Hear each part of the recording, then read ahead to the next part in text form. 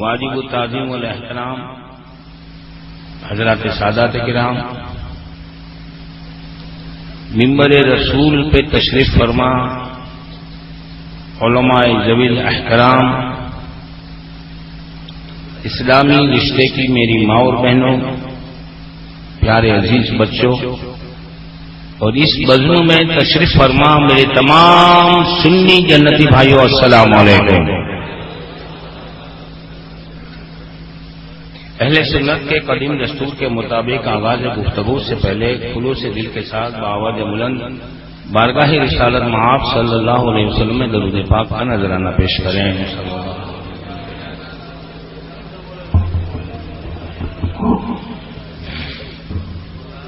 Mic تھوڑا آواز بڑھا دو، تھوڑا آواز بڑھا دو۔ اے رضا جانے نادل تیرے نغموں پہ نثار، بلبلے باغ مدینہ تیرا کہنا کیا ہے؟ تو خود فرماتے ہیں تو یہ اصفہاں سن کلام رضا، بے زباں بے زباں بے زباں ہو گیا، جبکہ پیدا شہ انس و جاں ہو گیا، دور کعبے سے لوثے بتاں ہو گیا، ہر ستارہ شب مولود مصطفیٰ، شمع داں شمع داں شمع داں۔ اور فرماتے ہیں کس کے روئے منور کی یاد آ گئی، دل تپاں دل تپاں دل تپاں۔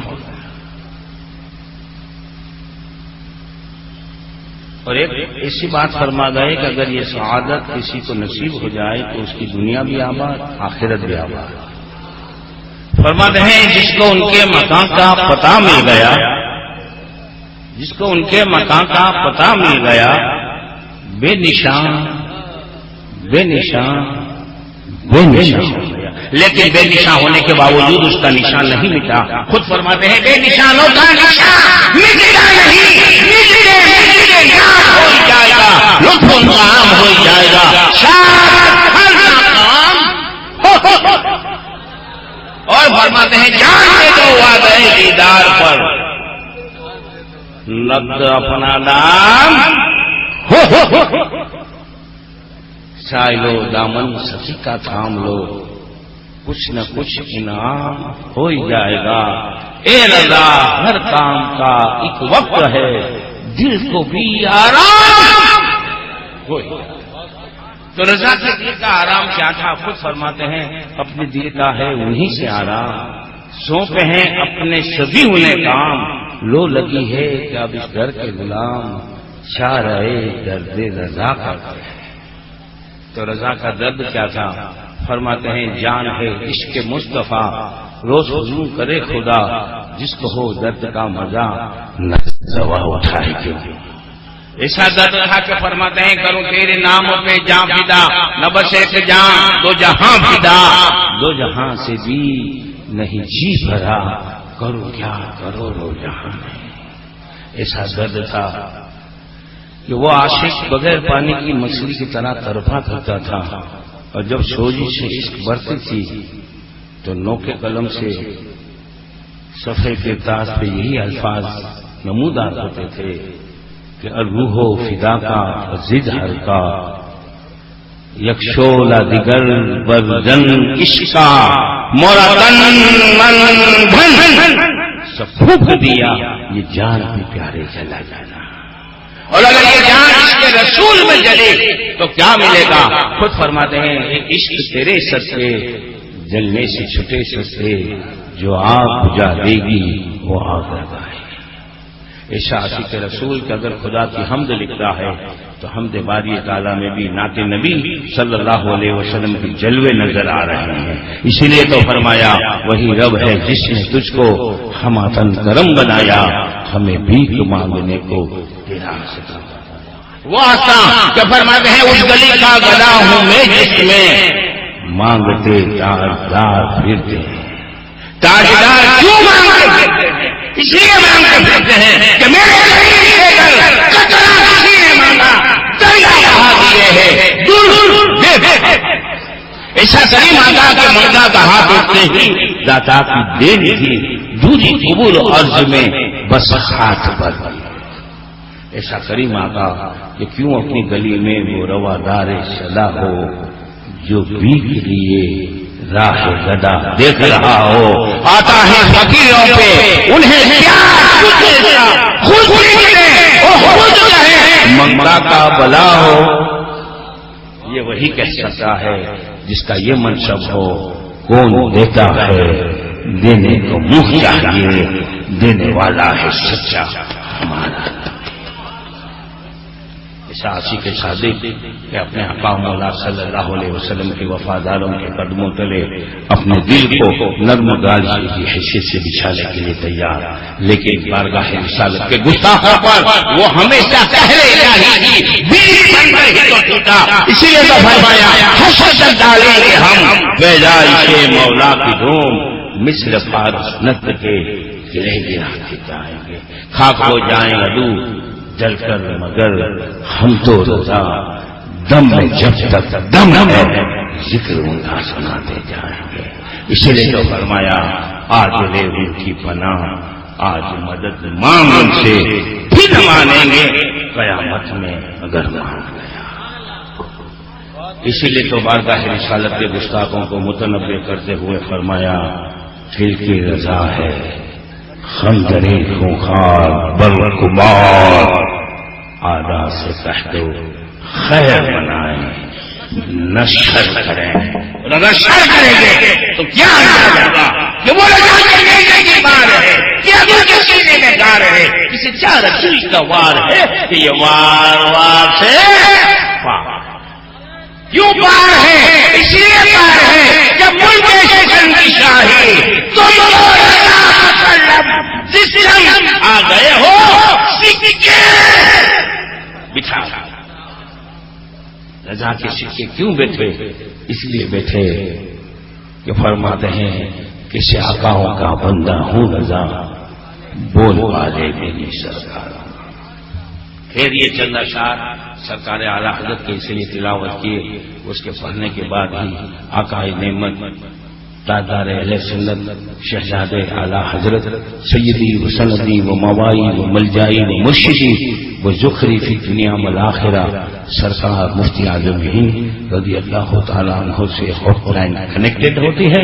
پھر میرا پیر جو چاہے گا اپنے اس غلام سے بلوا لے.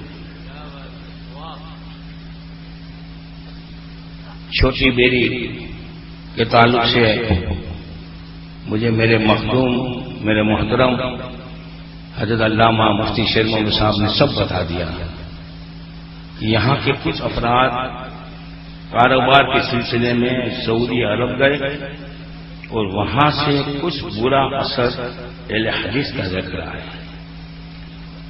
یہ لوگ بیچارے بھولے بھالے سیدھے سادے بیپاری لوگ مذہبی معلومات تھی نہیں اور وہاں ان کو ایسا ماحول ملا بیچارے اہل حدیث کے دامے فرق میں آ گئے.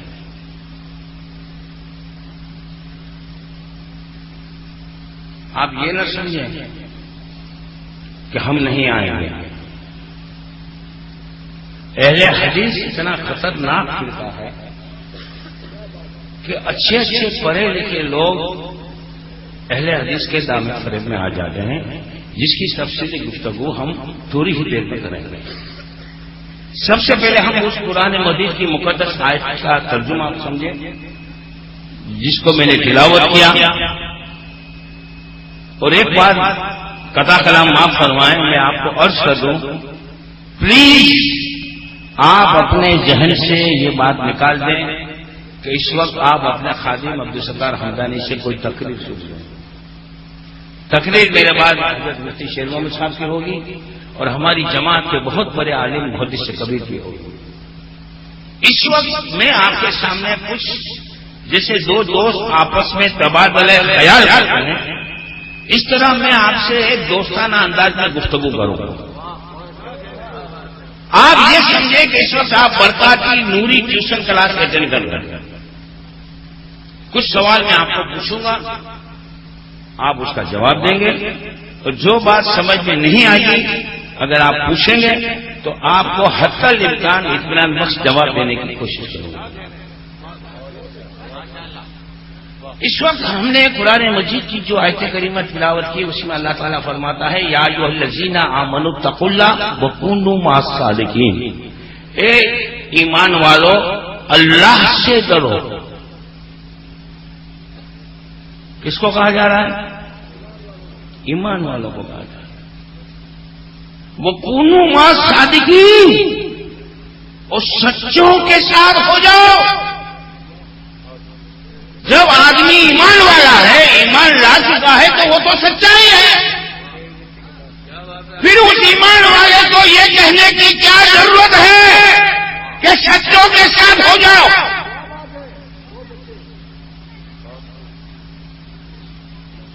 اور سچوں کے ساتھ ہو جاؤ یہ حکم صادر فرمانے سے پہلے اللہ کا ڈر دلایا گیا کہ اللہ سے ڈرو، جھوٹوں کے ساتھ مت جاؤ بلکہ سچوں کے ساتھ ہو جاؤ. اب سوال یہ پیدا ہوتا ہے کہ سچا کون ہے؟ اہل سنت و جماعت الحمدللہ حق پر ہے. الحمدللہ ہم علل اعلان ڈنکے کی چوٹ میں کہتے ہیں ہم حق پر ہیں، سچے ہیں. اہل حدیث بھی کہتے ہیں کہ ہم سچے ہیں. وہابی کہتا ہے ہم سچے ہیں. ہر باطل فرقہ یہی کہے گا ہم سچے ہیں. بلکہ اس دنیا میں جتنے بھی مذاہب ہیں چاہے وہ باطل ہیں سب یہی کہیں گے ہم سچے ہیں. تو سوال یہ پیدا ہوتا ہے سچا کون ہے؟ اب ہم اسلام کے مابین رائی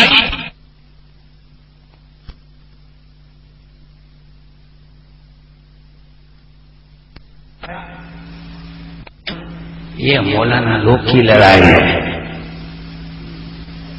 اپن کو اس میں کوئی سمجھ نہیں پڑتی. یہ نیاز فاتحہ نذرانے کا جھگڑا ہے اور یہ مولانا لوگ آپس میں لڑتے ہیں اور قوم کو لڑاتے ہیں.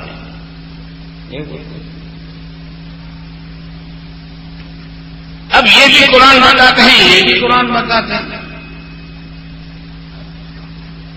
یہ بھی سچے یہ بھی سچے، یہ بھی جھوٹے یہ بھی جھوٹے.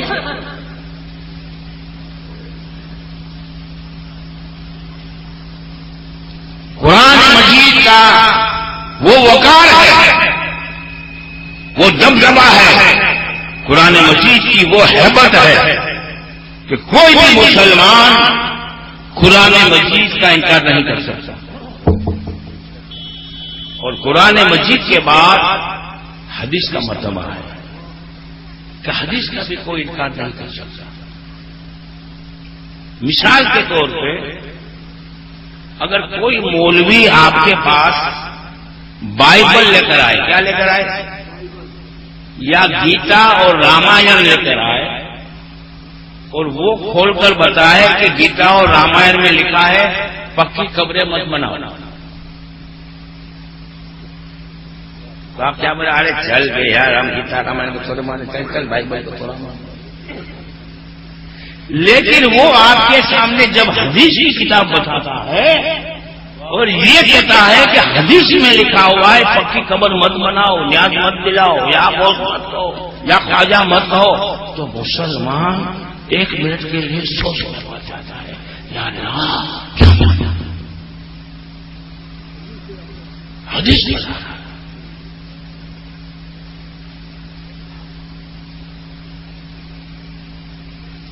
یہ تو قرآن بتا رہا ہے، قرآن کی آیت سے بتا رہا ہے. آؤ میں آپ کو تھوڑی وضاحت قرآن کی آیتوں کی بتا دوں. لکھ لو، پورے قرآن پر ہمارا ایمان ہے.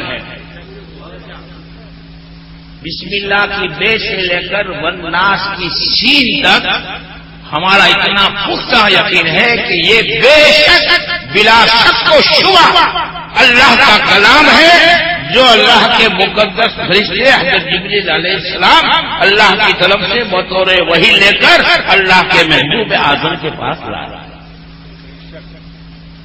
لیکن پورے قرآن پر ہمارا عمل نہیں ہے۔ آج آپ کو نئی بات لگتی ہوگی کہ یار ہمدانی صاحب کیا بول رہے ہیں۔ دوسرا قرآن کی ایک آیت آپ کو بتاؤں، یہاں پر حافظ صاحب کون ہے؟ وہ اگر آ جائیں گے تو گفتگو میں حافظ صاحب آپ ہی جائیں گے۔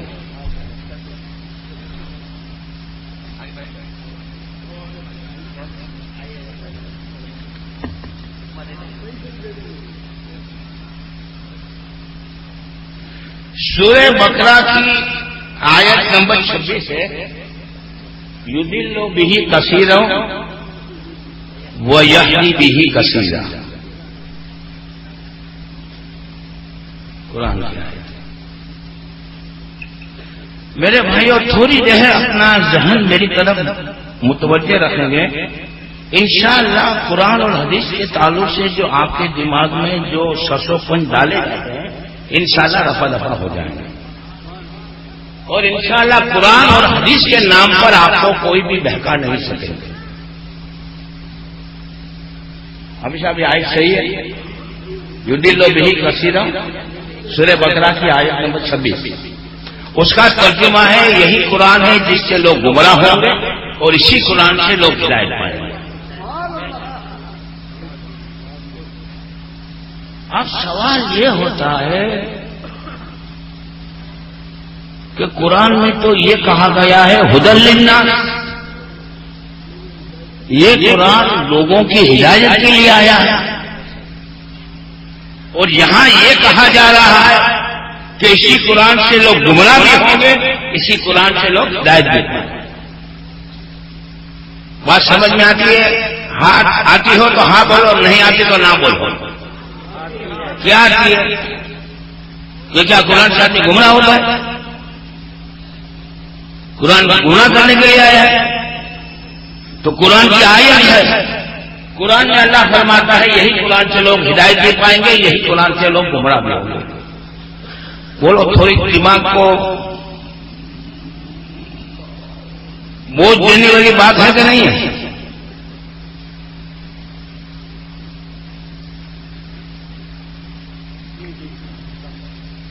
سمجھو، قرآن مجید کی جو آیتیں ہیں ان آیتوں کی 15 قسمیں ہیں۔ کتنی؟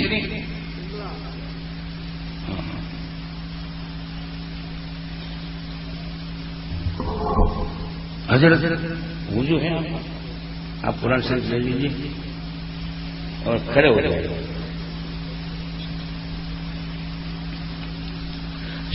سورہ آل عمران کی آیت نمبر 7 دیکھیے، جو بھی بات ہم کہیں گے انشاءاللہ قرآن اور حدیث کے حوالے سے۔ ہاں، هو الذی انزل علیک الکتاب منہ آیات محکمات وأخر متشابہات ہن ام الکتاب وأخر متشابہات۔ دیکھیے ترجمہ ہم اعلیٰ حضرت کا نہیں لائے، ترجمہ بھی ہم اہل حدیث کا لائے، تاکہ کوئی یہ نہ کہے کہ یہ ہمدانی صاحب اپنی بات منوانے کے لیے بڑے لکھے مولانا کا ترجمہ لائے۔ دیکھیے یہ وہی قرآن شریف ہے جو مکہ معظمہ میں حاجیوں کو سعودی گورنمنٹ کی طرف سے دیا جاتا ہے، سلفیوں کا ترجمہ ہے، اور یہ ترجمہ کرنے والے ہیں اہل حدیث کے زبردست عالم، جس کو لوگ صاحب اہل حدیث صاحب محمدیات کہتے ہیں، مولوی محمد محدث جناگڑھ کا ترجمہ۔ حضرت میں پوری آیت پڑھتا ہوں۔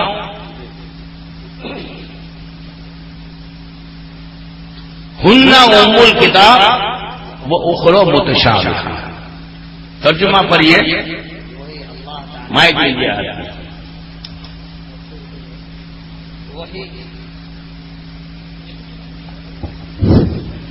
وہی اللہ تعالی ہے جس نے تجھ پر کتاب اتاری جس میں واضح مضبوط آیتیں ہیں جو اصل کتاب ہیں اور بعض متشابہ آیتیں ہیں. ہاں بعض آیتیں صاف مطلب اس کو آیات محکمات کہتے ہیں. جیسے کہ اقیم الصلاۃ و آتوا الزکوٰۃ، نماز قائم کرو اور زکات دو.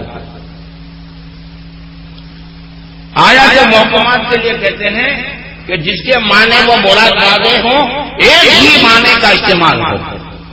معرفت اور وضاحت بیان کرنے میں اہل علم کو توقف کی ضرورت نہیں.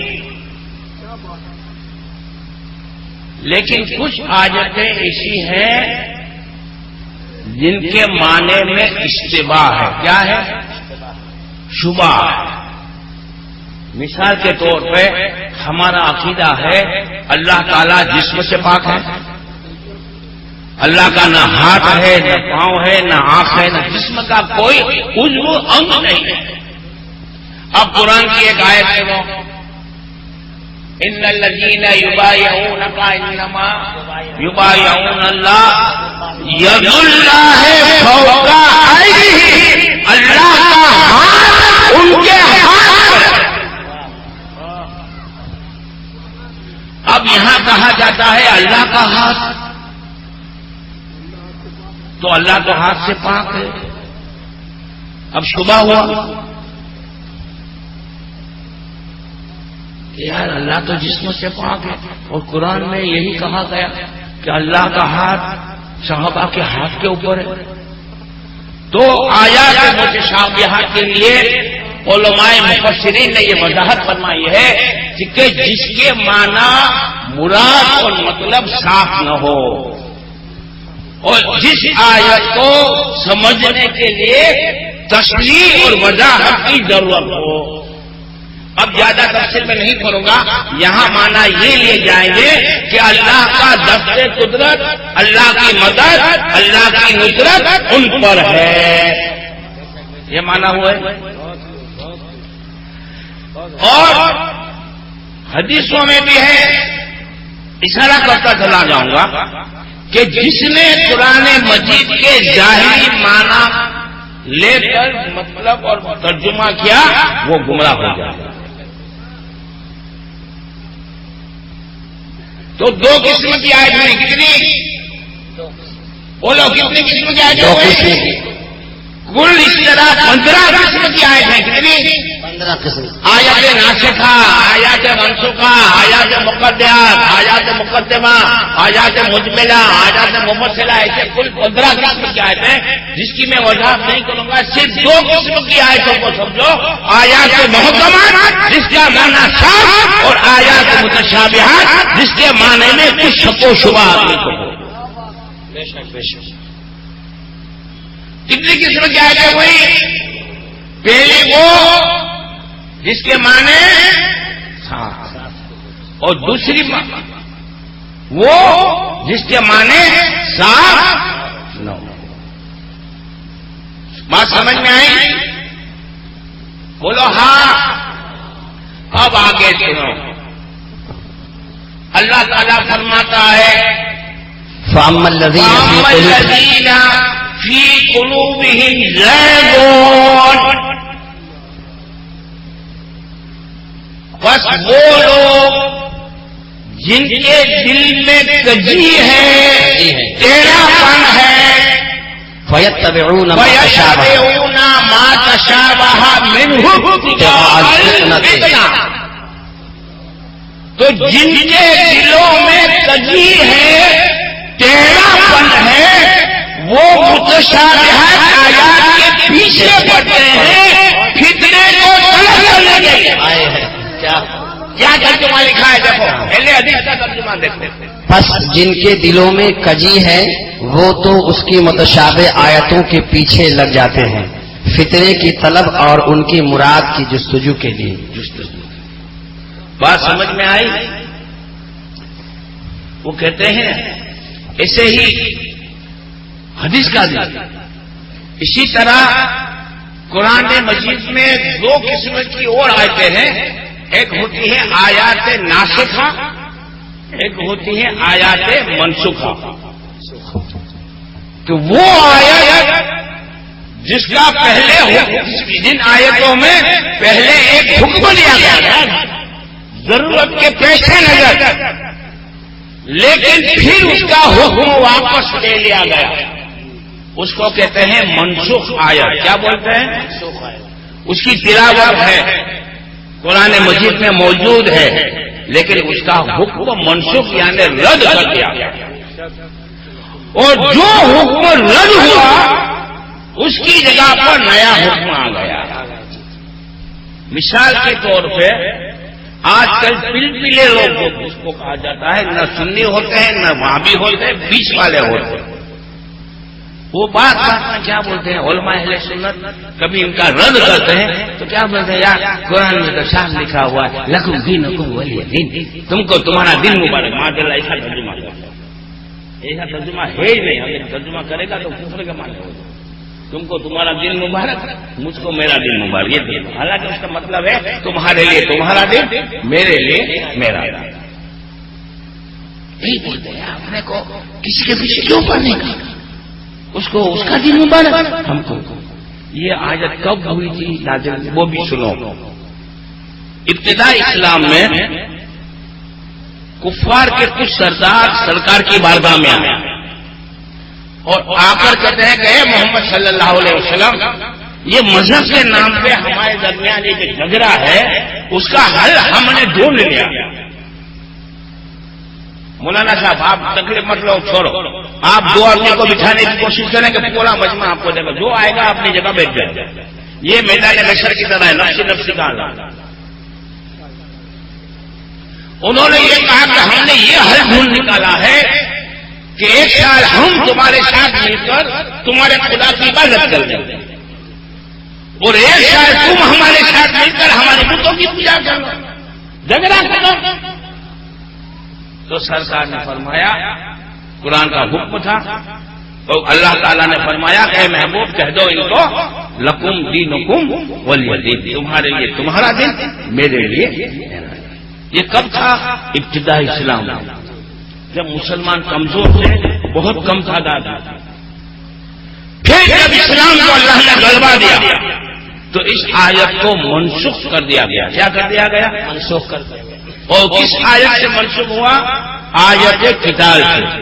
یا ایھا النبی جاہد الکفار والمنافقین واغلظ علیہم، اے نبی جہاد کرو کافروں اور منافقوں کے ساتھ اور ان کے اوپر سختی کرو.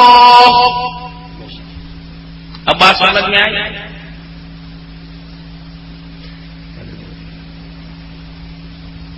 دیکھیے میں آپ کے سامنے فوراً مین پوائنٹ پہ آ جاؤں گا. یہ تو پوری تمہیدی گفتگو ہے، بات کچھ سمجھ میں آتی ہے.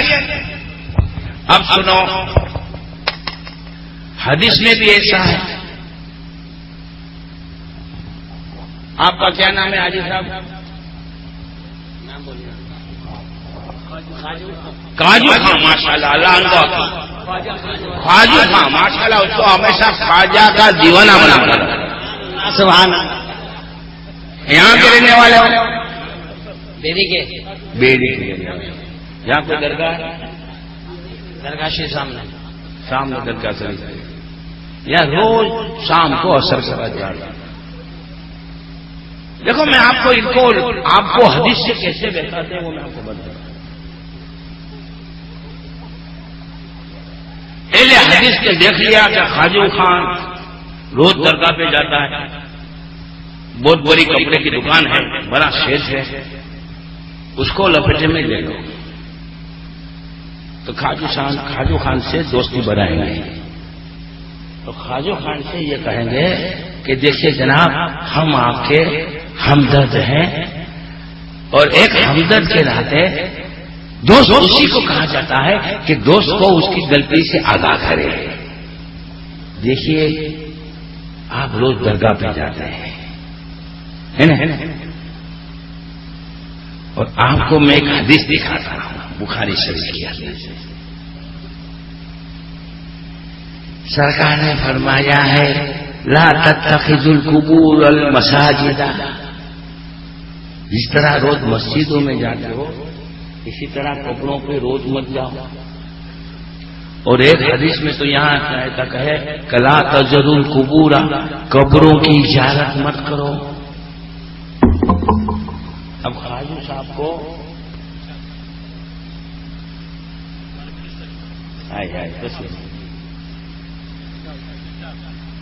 ٹوٹا پھوٹا ایسا اردو پڑھنا آتا تھا. حدیث کا ترجمہ لکھا ہے کہ قبروں کی زیارت مت کرو. اس کا تو دماغ گھوم گیا. یا اللہ توبہ توبہ توبہ. روز یہاں جاتا ہوں, مہینے میں 4 مرتبہ غریب نواز جاتا ہوں حاضری دینے کی, اور حدیث میں تو منع ہے. اس نے کیا کرا, ان کے یہ دوست تھے لکڑے کے بیپاری, مولانا نہیں تھے, حافظ صاحب بھی نہیں تھے. ان کا نام تھا فاروق شیخ. فاروق شیخ لکڑے والے تھے, وہ بھی بیچارے جاہل آدمی تھے, تھوڑی بہت اردو جانتے تھے. ان کے پاس آ گئے اور کہا فاروق بھائی یہ وہ مولانا نے میرے کو یہ کتاب دی ہے, اس میں یہ حدیث لکھی ہوئی ہے اور اس کا یہ ترجمہ لکھا ہوا ہے کہ قبروں کی زیارت مت کرو. حدیث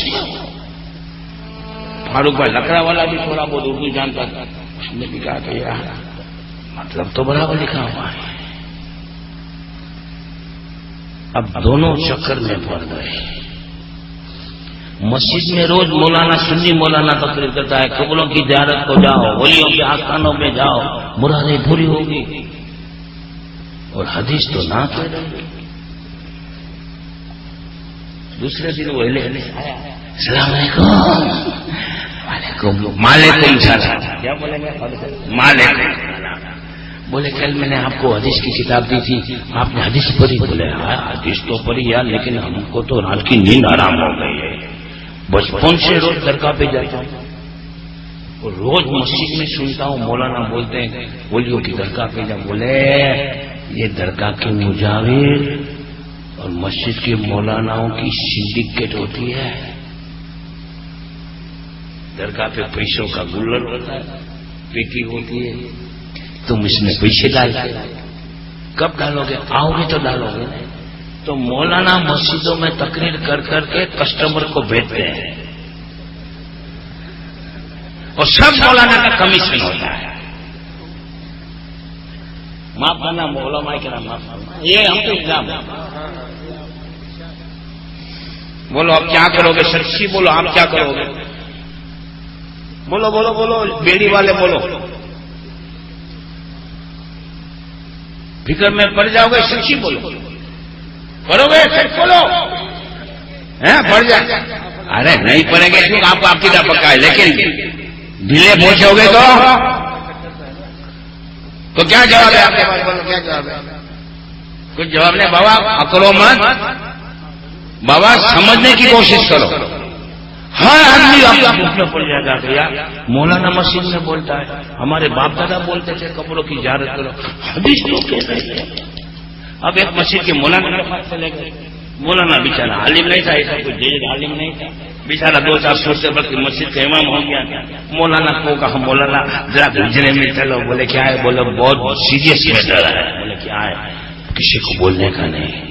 ہمارے پاس ایک کتاب آئی ہے, اس میں ایک حدیث لکھی ہوئی ہے, میں نے اور فاروق سے دونوں نے پڑھا, ہماری تو سمجھ میں نہیں آتی. مولانا آپ تو پڑھ کے بتاؤ. مولانا نے حدیث پڑھی تو مولانا بھی چکر میں پڑ گیا. مولانا بھی بولتا ہے کہ یار حدیث تو برابر ہے, اس کا ترجمہ بھی برابر ہے, راوی ہے حدیث ابو ہریرہ. تو بولے آپ کے پاس کوئی جواب ہے؟ بولے میرے پاس کوئی جواب نہیں ہے, لیکن اپنے کوئی کو پوچھنے جائیں گے نا تو اپنے کو بابی بول دیں گے.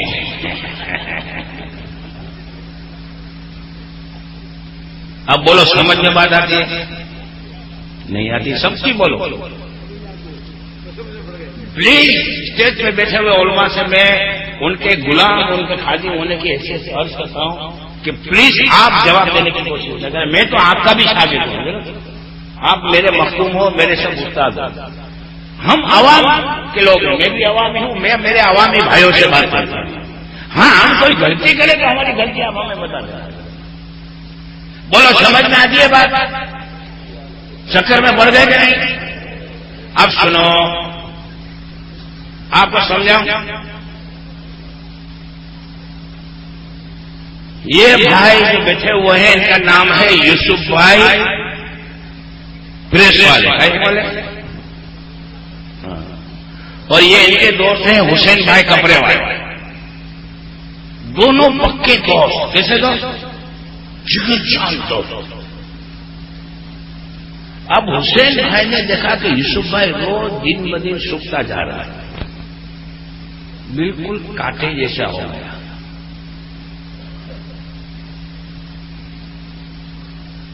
تو حسین بھائی کپڑے والے نے یوسف بھائی پریس والے سے کہا کہ یار یوسف بھائی کیا ہے یار، تو روز سوکھتا جا رہا ہے. تو بولے یار حسین کیا بتاؤں یار، بھوک نہیں لگتی، اناج بھی ہجم نہیں ہوتا، کیا کرو.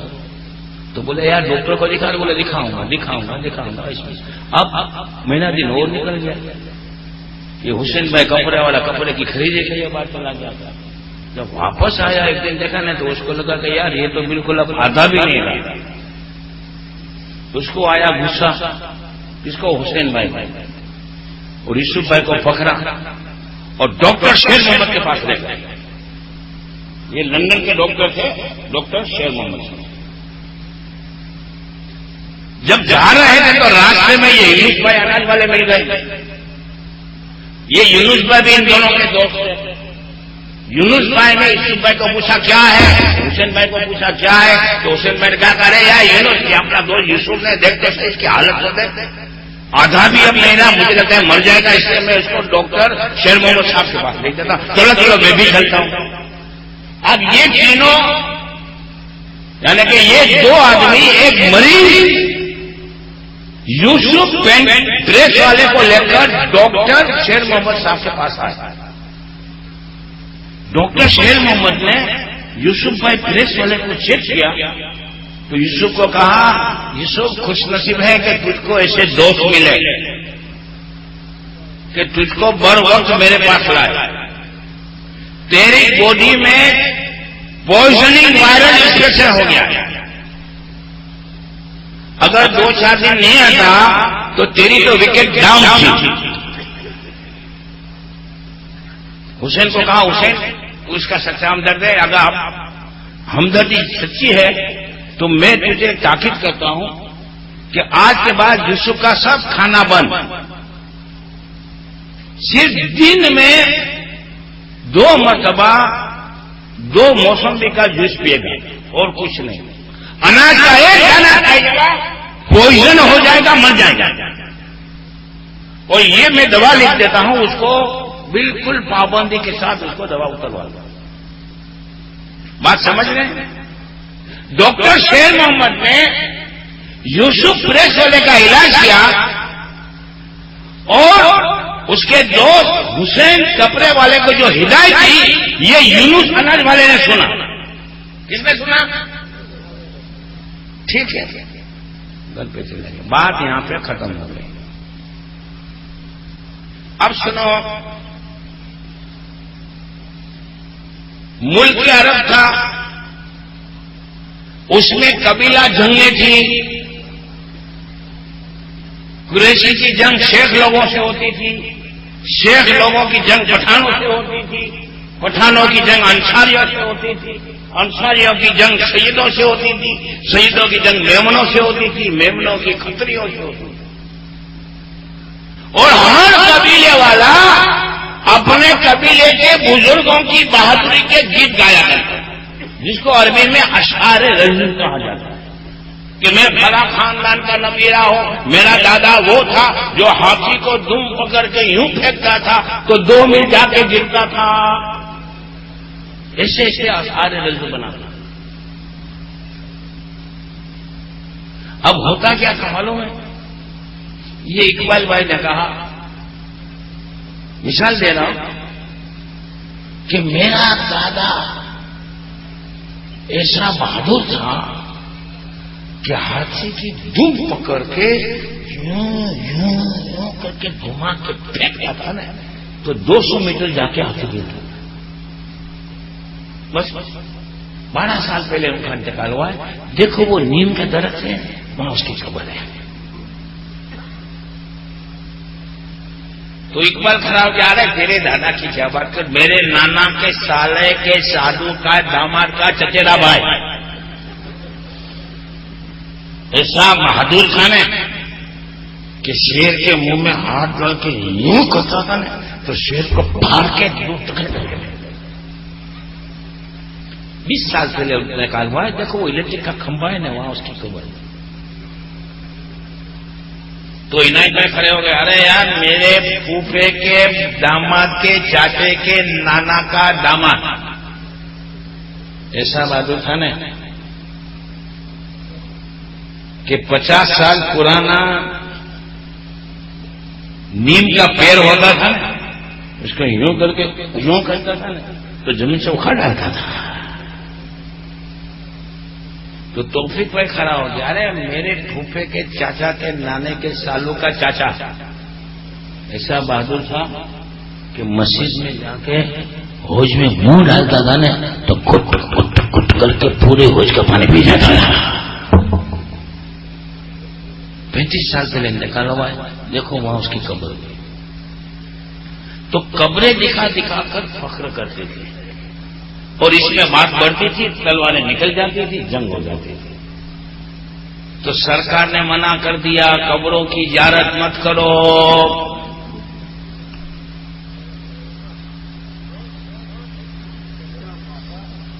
اب سنو,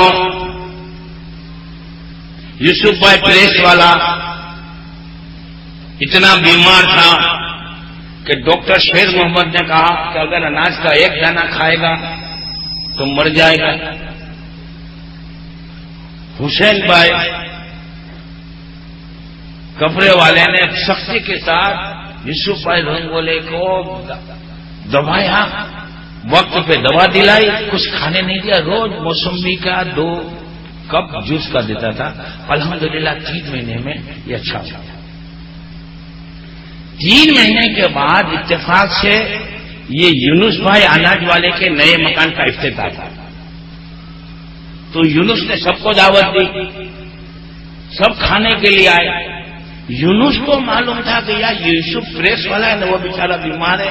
میں نے میرے کانوں سے سنا تھا ڈاکٹر شیر محمد صاحب نے کہا تھا اناج کا ایک دانہ کھائے گا تو مر جائے گا, لیکن اس کو دعوت تو دینی ہے, کوئی بات نہیں, کھائے گا نہیں, اس کے لیے ایک گلاس موسمی کا جوس لا کے رکھ دوں. اب سب کھانے بیٹھے, سب کے سامنے تندوری چکن بریانی آئی اور یوسف بھائی پریس والے کے سامنے ایک کپ میں موسمی کا جوس آیا. حسین بھائی کے لیے اور یونس کے اچھے تعلق تھے. بلایا یہ کیا بدتمیزی ہے. یوسف بھائی سب کے سامنے تندوری چکن بریانی رکھی ہے اور یوسف بھائی کے سامنے ایک کپ موسمی کا جوس رکھا. ارے یار تم تھے نہیں, میں نے میرے کانوں سے سنا تھا.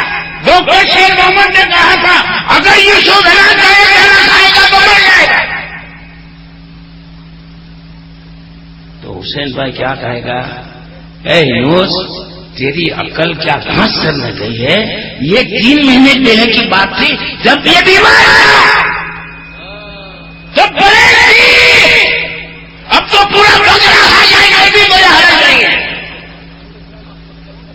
یہی بات ہے کہ سرکار نے جب قبروں کی زیارت کرنے کی منع فرمائی تو اس وقت قبیلہ جنگ کا دور تھا. لوگ نئے نئے مسلمان ہوئے تھے, پرانی عادتیں نہیں چھوٹی تھی. باپ داداؤں کی بہادری پہ فخر کرنا, اکڑنا اور باپ داداؤں کے نام پہ تلواریں کھینچ کے جنگ کرنا ان کی عادت میں شامل تھا. سرکار نے بلائی جا فرمایا یہ اپنے باپ داداؤں کی قبریں دکھا کر اس کی بہادری کے گیت جاتے ہیں اور اس میں آپس میں اختلاف ہو جاتا ہے, جنگ ہو جاتی ہے, کٹوں کی بات کا معاملہ پہنچ جاتا ہے. یہ لوگ ذہنی طور پہ بیمار ہیں, منع کر دیا قبروں کی زیارت مت کرو.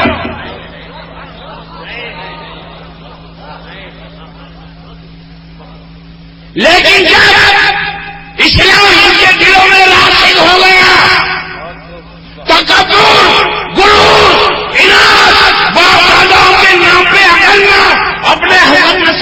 فخر کرنا، یہ عادتیں رذیلہ چھوڑ دی، تواضع، انکساری اور اخوت اسلامی کا مادہ ان میں پیدا ہو گیا، تو خود سرکار فرماتے ہیں، دوسری حدیث سنو،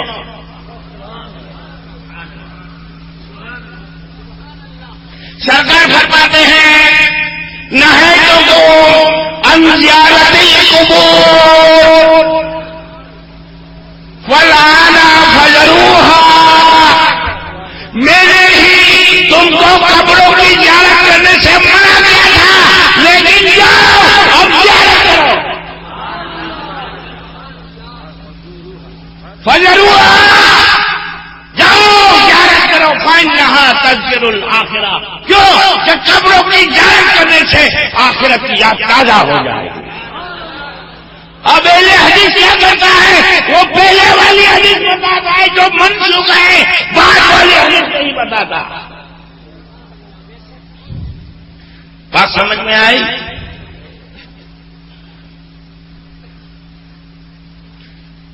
حضرت وقت کی رعایت کروں گا، اب یہ مضمون کو میں مختصر کروں، کیونکہ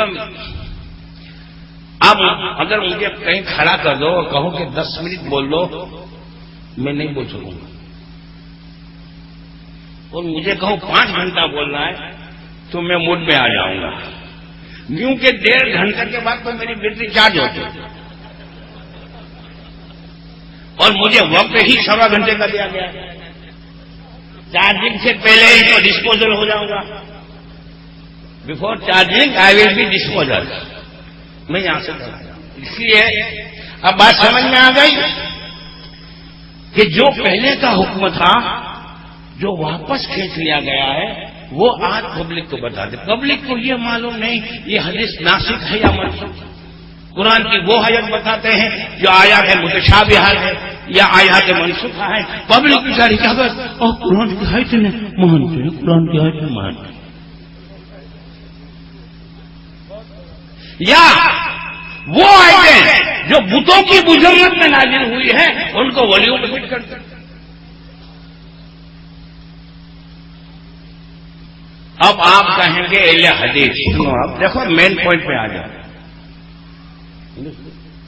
بھائی پانی پینے کا گلاس کچھ نہیں ہے، میدان نے کربلا تو نہیں ہے کیا؟ ادھر تو یونس بھائی کو دیتے بولیے،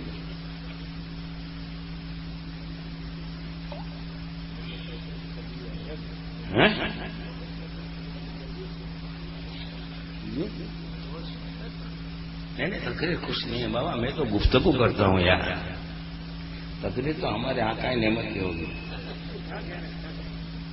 اب سنو اہل حدیث، آپ پڑھے لکھے لوگوں کو کیسے بتاتے ہیں معلوم ہے؟ وہ کیا کہتا ہے معلوم ہے؟ اہل حدیث کو ہم کیا بولتے ہیں؟ اب علماء جواب دیں، غیر مقلد، یعنی کہ جو کسی کی تقلید، یعنی کہ جو نہ حنفی ہے نہ شافعی ہے نہ مالکی ہے نہ حنبلی، یعنی کہ کسی کی تقلید نہیں کرتا، غیر مقلد ہے، اسے یہ خود اپنے کو اہل حدیث کہتے ہیں۔ الحمدللہ اب اہل حدیث سے والے تیرے صدقے جان،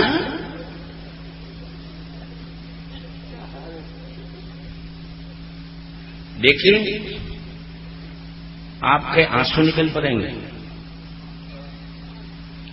پہلے حدیث کیا کہتا ہے معلوم ہے پڑھے لکھے آدمی کو کہ دیکھو یہ سنیے مولانا، اب تو وہ دیوبندیوں کے خلاف بھی بولتے ہیں کہ یہ بریلوی اور دیوبندی دونوں ہمارے پیچھے پڑے ہیں، ہم کو غیر مقلد بولتے ہیں، اور یہ بولتے ہیں کہ ہم حنفی، شافعی، مالکی یا حنبلی نہ ہونے کی وجہ سے گمراہ ہے۔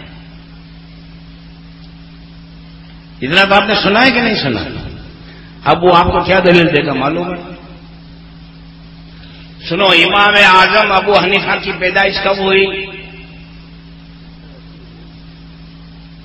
سن ہجری 80، اور امام اعظم ابو حنیفہ کا انتقال ہوا سن ہجری 150، اور امام شافعی کی پیدائش سن ہجری 150 اور امام شافعی کا انتقال سن ہجری 204. امام مالک کی پیدائش سن ہجری 90 اور انتقال سن ہجری 179 اور امام حنبل کی پیدائش سن ہجری 164 اور وفات سن ہجری 241. یعنی کہ ان سب میں سب سے پہلے پیدا کون ہوئے؟ امام اعظم. لیکن ان چاروں امام میں سب سے پہلے پیدا ہونے والے امام اعظم ابو حنیفہ کا سن ولادت سن ہجری 80 ہے. تو جب امام اعظم 80 ہجری میں پیدا ہوئے تو 100 ہجری میں جا کر وہ 20 سال کے ہوئے اور پھر ان کا حنفی مسلک سن ہجری 100 تک کے بعد پھیلا. بات سمجھ میں آتی ہے؟ تو سن ہجری 100 تک نہ کوئی حنفی تھا، نہ کوئی شافعی تھا، نہ کوئی مالکی تھا، نہ کوئی حنبلی تھا کوئی؟ تو یہ بھی سب غیر مقلد تھے. دیکھو پڑھا لکھا آدمی فوراً لپیٹے میں آ جائے کہ بھائی صاحب سن ہجری 100 تک یہ 4 مذہب کا وجود ہی نہ تھا. تو جب سن ہجری 400 تک ان چاروں مذہب کا وجود نہ تھا تو سن ہجری 100 تک جتنے بھی مسلمان تھے وہ سب غیر مقلد تھے. اور سن ہجری 100 تک کا زمانہ یہ خیر القرون ہے، تمام زمانوں سے اچھا زمانہ. صحابہ کا زمانہ، تابعی کا زمانہ اور تبع تابعی کا زمانہ. تو بھائی صاحب ہم اہل حدیث وہ سن ہجری 100 تک کے جو مسلمان تھے وہ مسلمان ہیں. اور یہ سب جو ہے دیوبندی بریلوی جتنے بھی ہیں یہ سب جو جتنے بھی مخالف ہیں وہ سب بدعتی ہیں، سن ہجری 100 کے بعد کے ہیں. بولو کون سا بھی حنفی تھا؟ کون تابعی شافعی تھا؟ کون تبع تابعی حنبلی یا مالکی تھا؟ کوئی نہیں تھا. تو جب صحابی تابعی تبع تابعی حنفی شافعی مالکی حنبلی نہ ہونے کی وجہ سے غیر مقلد تھے تو کیا وہ گمراہ تھے؟ نہیں تھے. تو جب وہ گمراہ نہیں تھے تو ہم بھی گمراہ نہیں ہیں، ہم بھی صحابہ تابعی اور تبع تابعی کے طریقے والے ہیں. آ جاؤ گے لپیٹے میں؟ بولو ہے آپ کے پاس کوئی جواب؟ آپ یہ کہہ سکتے ہیں کہ نہیں یہ بات غلط ہے، امام اعظم 80 ہجری میں پیدا نہیں ہوئے تھے، وہ تو سن ہجری 5 میں پیدا ہوئے تھے. آپ یہ کہہ سکتے ہیں امام شافعی سن ہجری 6 میں. نہیں، تاریخ کہہ رہی ہے، گواہ ہے. پڑھا لکھا آدمی سوچتا ہے یہ بات صحیح کر رہا ہے. سن ہجری 100 تک تو یہ 4 مذہب نہیں تھے. تو جب سن ہجری 100 تک 4 مذہب نہیں تھے تو سن ہجری 100 تک کے مسلمان تو سب سے بہتر مسلمان تھے. صحابی تھے، تابعی تھے، تبع تابعی تھے، بہترین مسلمان تھے. تو جب وہ غیر مقلد تھے تو یہ بھی غیر مقلد ان کے طریقے تھے.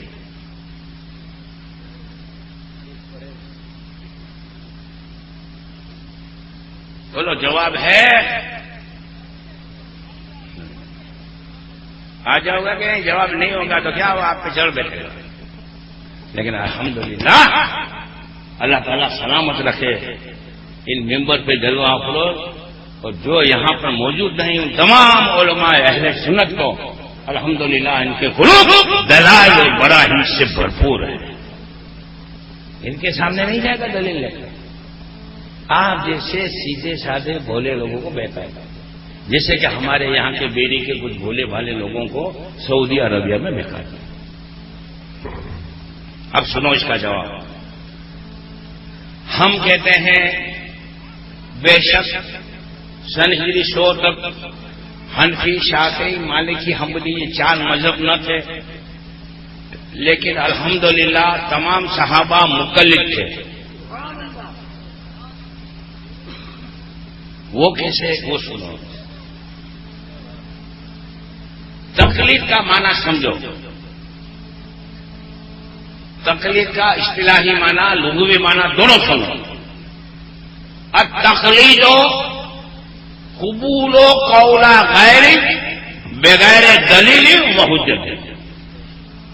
تقلید یعنی کسی دوسرے کے قول کو بغیر دلیل اور حجت کے ماننا.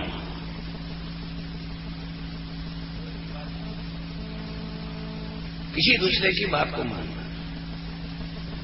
اب یہ ہمارے مولانا صاحب، حافظ صاحب کیا نام، حضرت علامہ مولانا حافظ محمد مسعود جمع صاحب عیسیٰ کی نماز پڑھا رہے تھے. اب نظر نے کیا ان کو لقمہ لگ گیا. 3 رکعت پہ السلام علیکم ورحمۃ اللہ، السلام علیکم وعلیکم السلام علیکم ورحمۃ اللہ کر کے دونوں طرف سلام پھیرتے. کتنے رکعت پہ؟ پیچھے سے ہمارے یہ قاری صاحب نے لوگ کہا کہ حافظ صاحب آپ نے 3 رکعت پہ سلام. اب کیا کرنا چاہیے؟ انہوں نے مسئلہ پڑھا تھا، بارے شریعت میں لکھا ہوا اگر امام نے 4 رکعت والی نماز میں 3 رکعت پہ دونوں طرف سلام پھیر کر باہر آ گیا تو اب نماز نہ ہوئی، اس کو واپس پھیرنی پڑے گی، واپس پڑھنی پڑے گی، لوٹانی پڑے گی، دہرانی پڑے گی. بارے شریعت میں کہاں سے لکھا؟ عالمگیری کے حوالے سے. عالمگیری میں دیکھا تو عالمگیری میں حوالہ تھا فقہ اکبر امام اعظم کی کتاب. مان لیا. کوئی قرآن کی دلیل مانگی، کوئی حدیث کی دلیل مانگی نہیں، امام اعظم کی کتاب میں لکھا ہوا ہے، مان. حافظ صاحب نے کہا کہ بھائی بے خیالی میں سلام کہہ دیا، چلو 4 رکعت واپس پڑھ لیں. مانا اور اس پر عمل کیا، اس کو کہتے ہیں تقلید. سمجھ گئے میرے سنی جنتی بھائی؟ آپ سمجھ گئے؟ اب صحابہ کیسے مقلد تھے وہ سنو. یمن سے ایک وفد آیا اور بارگاہ رسالت میں حاضر ہوا اور کہا کہ نشہد اللہ الہ الا اللہ ونشہد انک محمد رسول اللہ صلی اللہ علیہ وسلم. یا رسول اللہ، ہم سب گواہی دیتے ہیں نہیں ہے کوئی معبود مگر اللہ، اور ہم سب گواہی دیتے ہیں کہ بے شک آپ اللہ کے رسول ہیں. اسلام میں داخل ہو. اب جو یمن سے آئے، ایران سے آئے، کوئی خیبر سے آیا، کوئی بدر سے آیا، کوئی دوسرے مقام سے آیا، جو بھی کلمہ پڑھتا تھا 1 دن 2 دن 4 دن 10 دن رکتا تھا.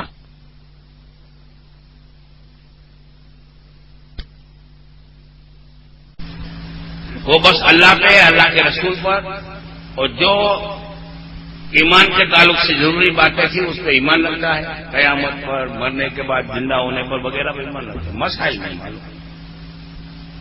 تو ایسے لوگوں کی تعلیم کے لیے سرکار علماء صحابہ کو بھیجا کرتے. مثال کے طور پر آپ حدیث کی کتاب اٹھا کر دیکھیں گے تو یمن میں سرکار دو عالم صلی اللہ علیہ وسلم نے حضرت معاذ ابن جبل کو بھیجا. حضرت معاذ ابن جبل یمن گئے اور یمن والے کو روزے کے تعلق سے کوئی مسئلے میں اشتباہ ہوا تو فوراً حضرت معاذ کو پوچھتے تھے، معاذ ہم نے غلطی سے کھانا کھا لیا ہے، کیا ہوا؟ روزہ ٹوٹ رہا کہ ٹوٹا تو کیا حکم لگا؟ تو حضرت معاذ فرماتے تھے اگر غلطی سے کھا لیا ہے اور روزہ یاد نہیں تھا تو تمہارا روزہ نہیں ٹوٹا، نہ قضا ہے نہ کفارہ ہے. تب وہ ان کی بات مان لیتے تھے. کوئی حجت و دلیل باہر کے نہیں بلکہ مدینے کے رہنے والے جو صحابہ تھے وہ 24 گھنٹہ سرکار کی بارگاہ میں نہیں رہتے تھے. فرصت ملی آئے، کوئی کاشتکاری کر رہا ہے، کوئی شتربان ہے اونٹ چلا رہا ہے، کوئی دوسرا کاروبار کر رہا ہے، کوئی دوسرا پیشہ کر رہا ہے، گھنٹہ 2 گھنٹہ سرکار کی بارگاہ میں آئے اور پھر اپنا کاروبار کرنے کے لیے چلا گیا. لیکن سرکار کو ہر وقت اپنی زبان فیض ترجمان سے علم و عرفان کے ذریعہ بہایا کرتے تھے. تو کچھ صحابہ موجود تعداد میں وہ تھے جو ہر وقت سایے کی طرح سرکار کی بارگاہ میں حاضر رہتے تھے. مثال کے طور پر حضرت ابوبکر صدیق. تو صحابہ میں بھی دو گروہ ہو گئے, اکابر صحابہ, اساغر صحابہ. تو اگر کسی اساغر صحابہ میں سے کسی کو کسی مسئلے میں اجتماع ہوتا تھا, کوئی مسئلہ پوچھنا ہوتا تھا, تو وہ اب سرکار کو نہیں پوچھتا تھا, حضرت ابوبکر کو پوچھ لیتا تھا, اے ابوبکر صدیق ہمارے سے یہ کام ہو گیا ہے, اس کے لیے کیا حکم ہے؟ حضرت ابوبکر صدیق حکم فرما دیتے تھے. وہ نہیں پوچھتے تھے دلیل کیا ہے, قرآن میں کیا لکھا ہے, حدیث میں کہا ہے. بلکہ آپ تاریخ دکھا کر دیکھیں گے تو کچھ صحابہ کو مجتہد کا درجہ حاصل تھا. بلکہ یہاں تک لکھا ہے کہ سرکار کے دنیا سے پردہ فرمانے کے بعد جب صحابہ کرام میں کسی مسئلے میں شبہ ہوتا تھا, اختلاف ہوتا تھا, تو صحابہ کرام ام المومنین محبوبہ رب العالمین سیدتنا عائشہ صدیقہ رضی اللہ تعالی عنہا کی خدمت میں پیغام بھیجتے تھے کہ ہم صحابہ کرام میں فلاں مسئلے میں اختلاف ہوا ہے, اس کا حل نکالنے کے لیے ہم آپ کی بارگاہ میں فلاں وقت آئیں گے. تو حضرت عائشہ بالکل پردے کے اہتمام کے ساتھ ان کے بیٹھنے کا انتظام کرتی تھی اور وہ صحابہ وہ مسائل بیان کرتے تھے. حضرت عائشہ پردے کے پیچھے سے سماعت کرتی تھی اور فوراً فرماتی تھی اس مسئلے کا یہ حکم ہے. صحابہ کرام کوئی دلیل نہیں مانتے تھے کیونکہ حضرت عائشہ صدیقہ کو مجتہد کی حیثیت حاصل تھی, لہذا حضرت عائشہ جو فرماتی تھی وہ سنتے تھے اور اس کو مانتے تھے. یہ سلسلہ زبانی طور پر چلتا ہی رہا. اب اس میں کچھ لوگ بھولتے گئے, کچھ فتن قسم کے لوگوں نے اپنے مفاد کے لیے جھوٹے جھوٹے مسئلے بیان کرنے بھی شروع کیے, جیسے کہ جھوٹی حدیثیں گڑھی گئی. مجدد اول حضرت عمر ابن عبدالعزیز رضی اللہ تعالیٰ عنہ کے زمانے میں ایک روایت میں آتا ہے کہ 3 لاکھ جھوٹی حدیثیں رائج ہو گئی. کتنی؟ پہلی صدی ہجری میں. تو حضرت عمر ابن عبدالعزیز رضی اللہ تعالیٰ عنہ کو وہ اتفاق تمام پہلی صدی ہجری کا مجدد مانتے ہیں اور انہوں نے علم حدیث اور متن حدیث کی جو تدوین فرمائی ہے, جو احسان کیا ہے, قیامت تک کا ان کا احسان ملت اسلامیہ پہ باقی ہے. تو حضرت عمر ابن عبدالعزیز حدیث صحیح ہے یا غلط اس کی جانچ کرتے تھے. ایک شخص کہتا تھا میں نے حضور صلی اللہ علیہ وسلم سے فلاں حدیث سنی ہے, میں نے سنا کہ حضور اکرم صلی اللہ تعالی علیہ وسلم نے یہ ارشاد فرمایا. تو اس کی بات سن کر فوراً دل توڑ حضرت عمر ابن عبدالعزیز کہتے تھے تو جھوٹا ہے, چلا جا.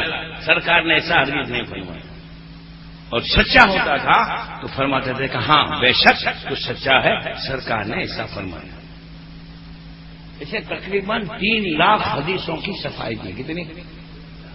لوگوں نے پوچھا اے عمر ابن عبدالعزیز ہماری سمجھ میں یہ بات نہیں آ رہی ہے, ایک آدمی تمہارے سامنے حدیث پڑھتا ہے, تم بس حدیث سنتے ہو اور فوراً کہہ دیتے ہو تو سچا ہے یا جھوٹا ہے, یہ ماجرا کیا ہے؟ تو حضرت عمر ابن عبدالعزیز نے فرمایا کہ جب میں حدیث کی تحقیق کرنے کے لیے بیٹھتا ہوں اور کوئی آدمی میرے سامنے آ کر حدیث بیان کرتا ہے تو میرے سامنے سرکار دو عالم صلی اللہ علیہ وسلم کا چہرہ آ جاتا ہے. اگر وہ سچا ہوتا ہے تو میں دیکھتا ہوں سرکار کے چہرے پر خوشی کے آثار نمودار ہوتے ہیں, سرکار مسکراتے ہیں اور اس طرح سر ہلاتے ہیں. میں سرکار کو دیکھتا ہوں فوراً اس کو کہتا ہوں ہاں تو سچا ہے. اور اگر جھوٹا ہوتا ہے تو میں دیکھتا ہوں سرکار کے چہرے پر ناراضگی کے آثار نمودار ہوتے ہیں, سرکار انکار کے سر کو ہلاتے ہیں, میں فوراً کہہ دیتا ہوں تو جھوٹا ہے. تو جب حدیث کے ساتھ یہ معاملہ ہوا تو فقہی مسائل میں یہ معاملہ ہونا کوئی بڑی بات نہ تھی. تو ان 4 اماموں نے کیا کرا, جو باتیں آج تک صحابہ اور تابعین کے درمیان زبانی رائے تھی، موخر تھی، ان کو انہوں نے کتابوں میں لکھ دیا، یہی ان کا گناہ۔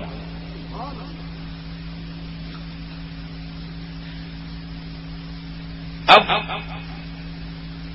یہ بحث کو میں تفصیل دوں گا تو تھوڑا نیرس وشے ہو جائے گا۔ گرم مسالہ رکھا ہوا ہے، وقت بھی اب بالکل آخری مرحلے میں ہے، آپ کو شکایت ہو جائے گی کہ ہمدانی صاحب 2 اٹیچی بھر کے لائے، ہم کو گرم مسالہ دکھایا ہے۔ آپ کو کچھ گرم مسالہ ایسا دکھاؤں گا کہ جو اہل حدیث کو اچھا سمجھتے ہیں، سعودی عربیہ ہو کر آئے، وہ بھی حقیقت سے آشنا ہو جائے۔ پہلی بات، جب بھی اہل حدیث سے آپ بات کرو گے تو وہ یہی کہیں گے کہ ہم حدیث میں بخاری شریف کو ہی اہمیت دیتے ہیں۔ کس کو؟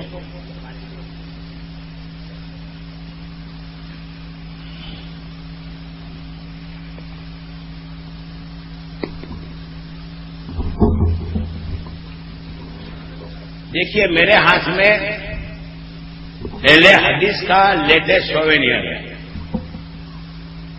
ابھی صاحب آپ مائک لے کے کھڑے ہو جائیں۔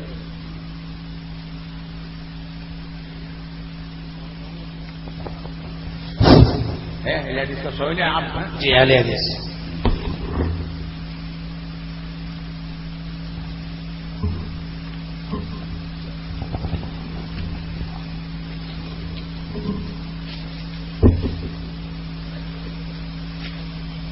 اب ایک بات اور سنو، جو یہاں پر بیری کے کچھ لوگ اہل حدیث سے متاثر ہوئے، انہیں معلوم ہوگا کہ اہل حدیث اپنے بڑے علماء میں ابن تیمیہ کو شمار کرتے ہیں، ابن تیمیہ کے بعد وہ ابن قیم کو شمار کرتے ہیں، پھر محمد ابن عبد الوہاب نجدی کو، پھر اس کے بعد مولوی اسماعیل دہلوی کو، پھر اس کے بعد مولوی ثناء اللہ امرتسری کو، اس کے بعد مولوی نذیر احمد دہلوی کو، اس کے بعد مولوی نواب صدیق حسن خان بھوپالی کو، اس کے بعد نواب نور الحسن خان بھوپالی کو، اس کے بعد نواب وحید الزمان حیدرآبادی کو، اور سب سے زیادہ اہمیت اگر آج کسی کو سعودی گورنمنٹ یا دور حاضر کے اہل حدیث اگر کسی کو اہمیت دیتے ہیں تو وہ مولوی محمد محدث جناگڑھی کو، کس کو دیتے ہیں؟ جناگڑھی۔ کیوں؟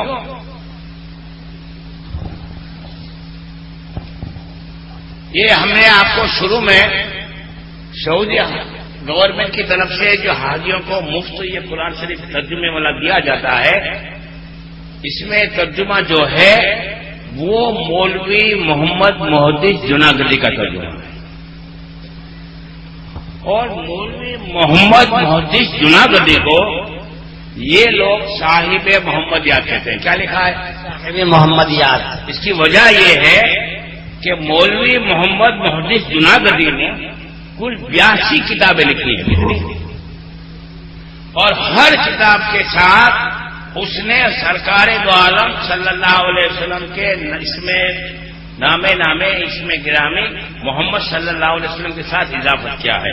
مثال کے طور پر ایمان محمدی، امام محمدی، آئینہ محمدی، ارشاد محمدی، اذان محمدی، انصار محمدی، امامت محمدی، انعام محمدی، نماز محمدی، محمدی روزہ، تحفہ محمدی، توحید محمدی، برہان محمدی، جماعت محمدی، حج محمدی، حقیقت محمدی، حیات محمدی، اس طرح اس نے ہر کتاب کے ساتھ سرکار کے نام کی اضافت کی ہے۔ لہذا اہل حدیث ان کو صاحب محمدیہ کہتے ہیں، اور ان کی حیثیت مولوی محمد محدث جناگڑھی کی حیثیت آج اتنی مسلم ہے کہ مولوی نواب صدیق حسن خان بھوپالی سے زیادہ معتمد اور مستند مولوی محمد محدث جناگڑھی کو اہل حدیث بالاتفاق مانتے ہیں۔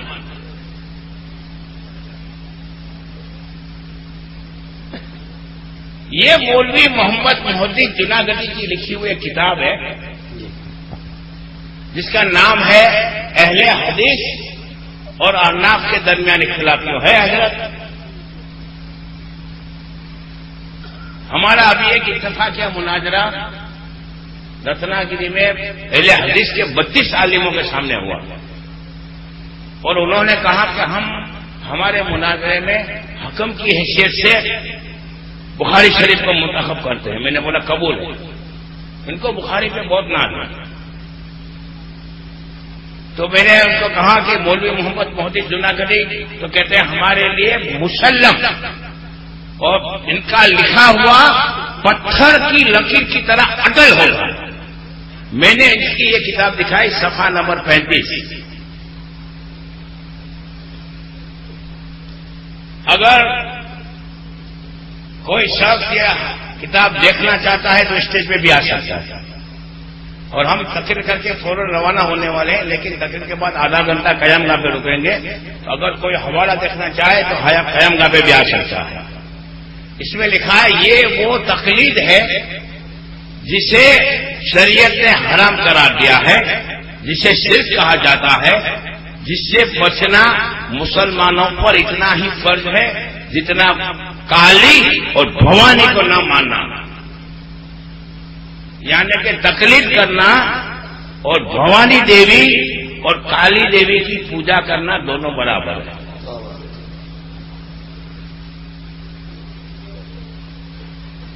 تو میں نے اہل حدیث کے عالم مجھ سے پوچھا تو کہا بے شک سچ لکھا ہے. کیا لکھا ہے؟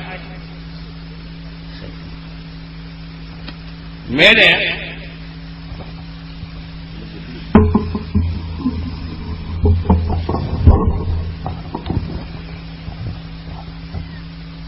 میرے پاس یہ طبقات شافعیت کبریٰ کتاب تھی جو امام عبد الوہاب شیرانی کی لکھی ہوئی ہے, جن کا انتقال سن ہجری 228 میں ہوا ہے. کب ہوا ہے؟ 228. اتنے پرانا امام. انہوں نے اپنی کتاب میں لکھا ہے کہ امام بخاری امام شافعی کے مقلد تھے. تو میں نے ان اہل حدیثوں سے کہا کہ تمہاری یہ کتاب میں لکھا ہے کہ تقلید کرنا شرک ہے, اور جب امام عبد الوہاب شیرانی نے لکھا ہے کہ امام بخاری تھے وہ شافعی تھے, امام شافعی کے مقلد تھے, تو یہ تمہارے فتوے سے مشرک ہوئے. تو جو شخص تمہارے فتوے سے مشرک ہوا اس کی روایت کی ہوئی حدیث پہ بھروسہ کیا؟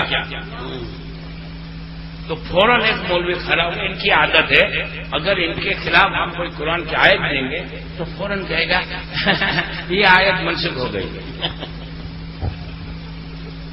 یا اگر ان کے عقیدے کے خلاف ہم کوئی حدیث بتائیں گے تو فوراً کہے گا یہ حدیث ضعیف ہے. اور اگر ہم کسی امام کا قول دیں گے تو فوراً یہ کہے گا یہ ان سے غلطی ہو گئی. تو ایک مولوی کھڑا ہوا اور اس نے کہا کہ امام عبد الوہاب شیرانی سے اس مسئلے میں غلطی ہو گئی ہے. امام بخاری مقلد نہیں تھے بلکہ بذات خود مجتہد تھے. میں نے کہا تم نے اپنی فطرت دکھا دی کہ جو قوت تمہارے موقف کے خلاف ہوتی ہے تو فوراً اس کا انکار کر دیتے ہو, کوئی بات نہیں. میں نے کہا تمہارے جو ابن تیمیہ ہیں وہ جھوٹ لکھ سکتے تھے؟ بولے نہیں, ابن تیمیہ جھوٹ نہیں لکھ سکتے.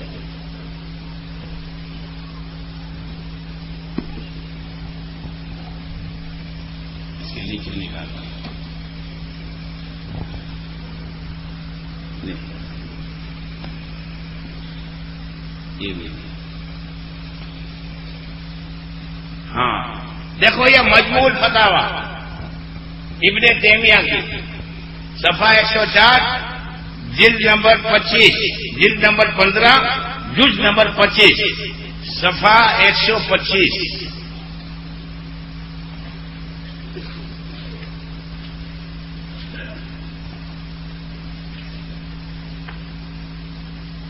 صفحہ 105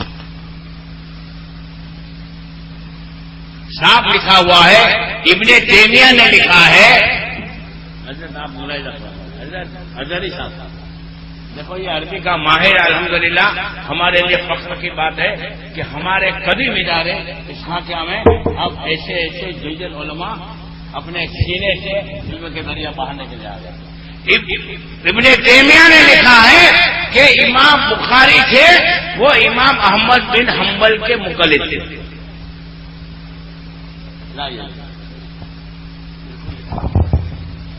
اعلام الموقنین میں ابن قیم نے لکھا ہے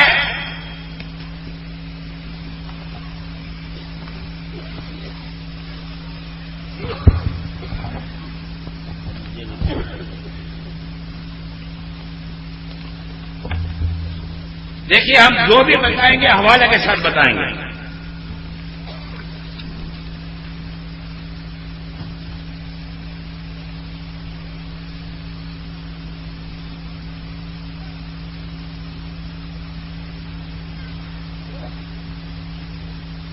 صفحہ 370.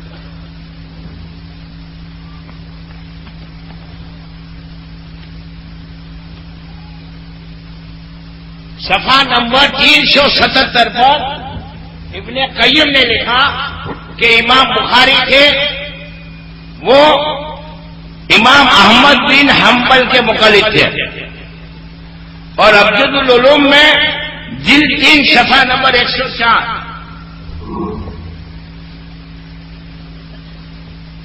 نواب صدیق حسن کا بھوپالی نے لکھا کہ امام بخاری امام شافعی کے مقلد تھے. دیکھیے یہ اصل کتاب ان کی چھپی ہوئی ہماری نہیں ہے، اہل حدیث کی چھپی ہوئی ہے.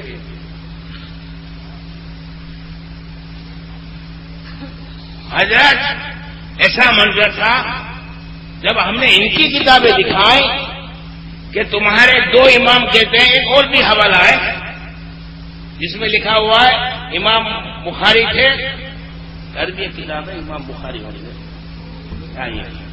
اس کے صفحہ نمبر 55 کی عبارت نکالا.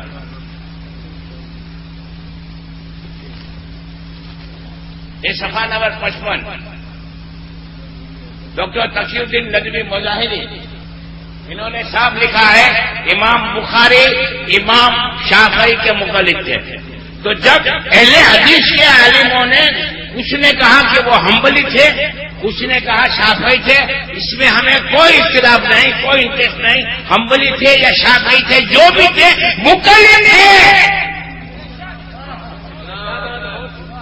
تو جب امام بخاری مقلد تھے تو تمہارے اس فتوے سے امام بخاری مشرک ہوئے.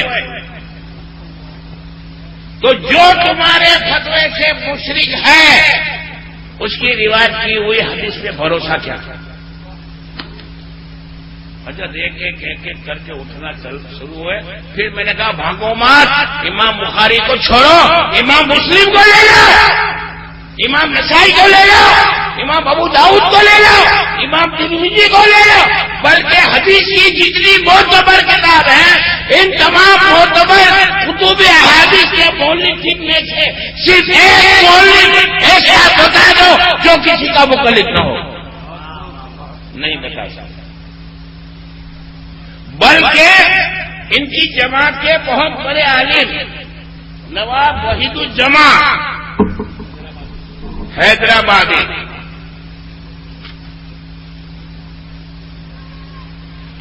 کی کتاب حیات وحید الجماع میں صاف لکھا ہے صفحہ نمبر 102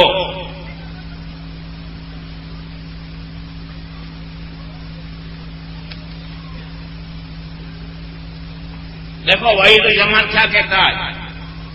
یہ کہتا ہے اس کے پہلے میں آپ کو ثابت کر دوں. حضرت پلیز تکلیف پلیز معاف کرنا، یہ کتاب کو آپ پکڑ دیں. اس کا صفحہ نکل گیا، بہت پرانی کتاب ہے.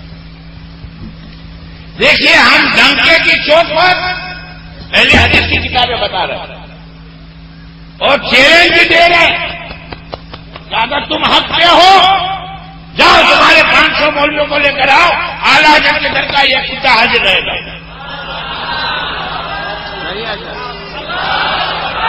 اور دارالعلوم اسحاقیہ کی زیر نگرانی اور مقتدیٰ اہل سنت ہمارے آقا نعمت میرے مرشد اجازت حضرت علامہ مفتی اشفاق حسین صاحب دامت برکاتہ القدسیہ اللہ تعالیٰ ان کو عمر خضر عطا فرمائے، بلکہ ہماری زندگی بھی دے دے، ان کی زیر نگرانی یہ مناظرہ ہو، اور ہم وعدہ کرتے ہیں ہم بہت ہی مہذب طریقے سے یہ مناظرہ کریں گے۔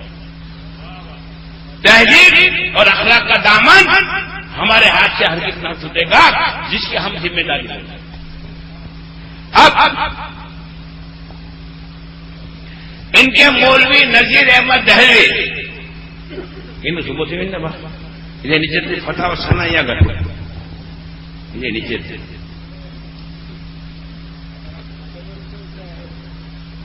دیکھیے یہ فتح سنایا، اس میں ہزاروں مسئلے ایسے ہیں، ہزاروں مسئلے ایسے ہیں کہ جو انہوں نے سوال کے جواب میں صرف جواب دے دیا ہے، کوئی پروف نہیں ہے، کوئی دلیل نہیں ہے، اہل حدیث اس کو مانتے ہیں۔ جس طرح ہم امام اعظم کی فقہ اکبر کو مانتے ہیں، جس طرح ہم فتاوی عالمگیری کو مانتے ہیں، جس طرح ہم فتاوی شامی کو مانتے ہیں، اس طرح اہل حدیث فتاوی نظیریہ اور فتاوی ثنائیہ کو مانتے ہیں۔ اس میں جو لکھا ہے آپ بن کر کے مانتے ہیں، یہ تقلید نہیں تو اور کیا ہے؟ یہ میں نہیں کہا، خود ان کا مولوی کہا۔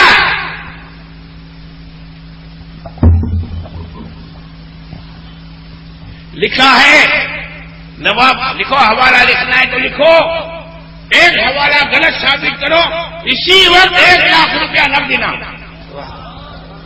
اگر ہے کسی میں ہمت، ایک حوالہ جھوٹا ثابت کر دو۔ دیکھیے کتاب کا نام ہے حیات وحید الجماع، لکھنے والے ہیں مولانا محمد عبد الحلیم چشتی، شائع کرنے والے ہیں اصح المطابق، تجارت کتب، آرام باغ، کراچی، صفحہ نمبر 102۔ لکھا ہے ہمارے اہل حدیث بھائیوں نے، کیا لکھتا ہے؟ یعنی کہ وہ خود بھی اہل حدیث ہے، کبھی تو لکھنا ہے۔ اگر مجھ کو مولانا شیخ محمد صاحب سے کوئی شکایت ہوگی تو میں یہی کہوں گا نا کہ ہمارے مولانا، ہمارے بھائی مولانا صاحب نے ہمارے ساتھ یہ سلوک کیا، یہی کہوں گا۔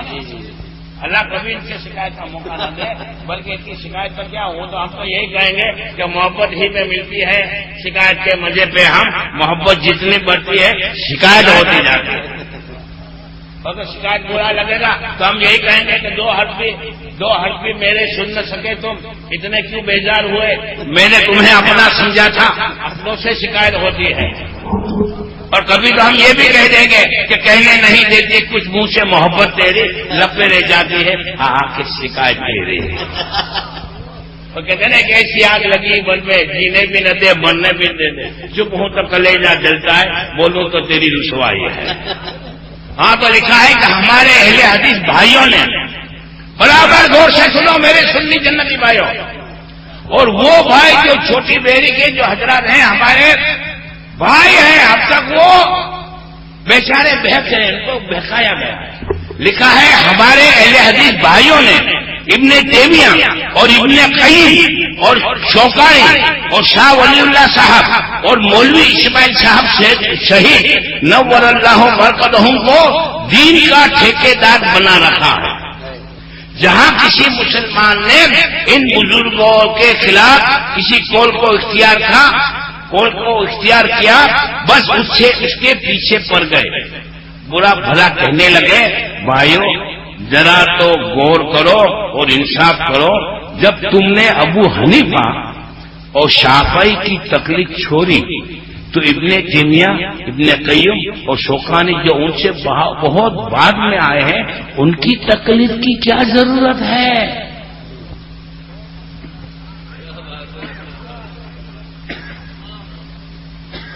اب میرا وقت ختم ہو گیا، کیا بتاؤں کتنے پوائنٹ لکھ کر آیا تھا۔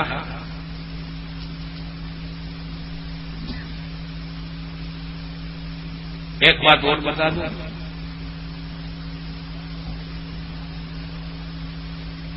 ہمارے وہ چھوٹی بیری کے بھائی، اب تک ہم نے ان پہ کوئی حکم نہیں لگایا، اور ہم تو یہ چاہتے ہیں کہ ہمارے بھائی پھر ہم سے گلے لگ جائیں۔ ہم محبت کا پیغام لے کر آئے ہیں، ہم جوڑنے آئے ہیں، توڑنے نہیں آئے۔ خدا کی قسم ہمیں ان سے کوئی ذاتی عداوت نہیں۔ ہمارا ایک حوالہ غلط ثابت کرو، 1 لاکھ روپیہ انعام، اور 100 جوتے مجھے ادھر مارنا جدھر۔ لیکن اگر حوالہ غلط ثابت نہیں ہوا تو ہم نہ آپ سے کچھ لیں گے، نہ آپ کو جوتا ماریں گے، بلکہ آپ کو گلے سے لگائیں گے۔ خدا کی قسم آپ کا ہاتھ چومیں گے، آپ کا پاؤں تک اس اسٹیج پہ خدا کی قسم چومیں گے۔ مولانا گواہ ہے۔ سچ یہ ہے ان باطلوں کے دام فریب سے باہر آ جائے۔ مولانا کیا بات چل رہی تھی؟ کیا بتا رہے تھے؟ یہ بتا رہے تھے ہمارے قبلہ نے یہ بتایا کہ بیری، چھوٹی بیری کے ہمارے وہ بھائی، حضرت نے یہی لفظ کہا تھا، وہ بھائی ان کے خلاف کچھ نہیں کہا، ان کی موجودگی میں تو نہیں بلکہ ان کی عدم موجودگی میں بھی یہ لفظ ان کے خلاف کوئی برا لفظ نہیں کہا، بلکہ مجھ سے یہ کہا کہ ہمارے چھوٹی بیری کے وہ بھائی جو سعودی عربیہ کاروبار کے سلسلے میں گئے ہیں اور ان کے دام فریب میں پھنس گئے، انہوں نے ہم کو یہ بتایا ہے کہ اہل حدیث یہ کہتے ہیں ہم نے کبھی نبی کی شان میں، کسی بزرگ کی شان میں گستاخی نہیں کی۔ تو آؤ ہم ان کی گستاخیاں آپ کو بتائیں۔ خلیفہ دو ان کے بڑی پاس کہیں پیٹی میں میں نے ضرور نہیں، ٹریفک کم کرو، ٹریفک کم کرو، ٹریفک کم کرو، بہت بھیڑ ہو گئی ہے۔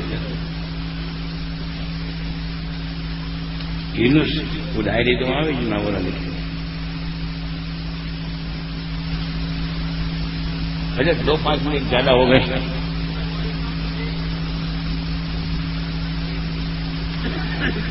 آگے وہ لوگ کاغذ تھے، ہاں یہ نکالو ان کے بندی کے بنے یہ بندی کا سستے بنے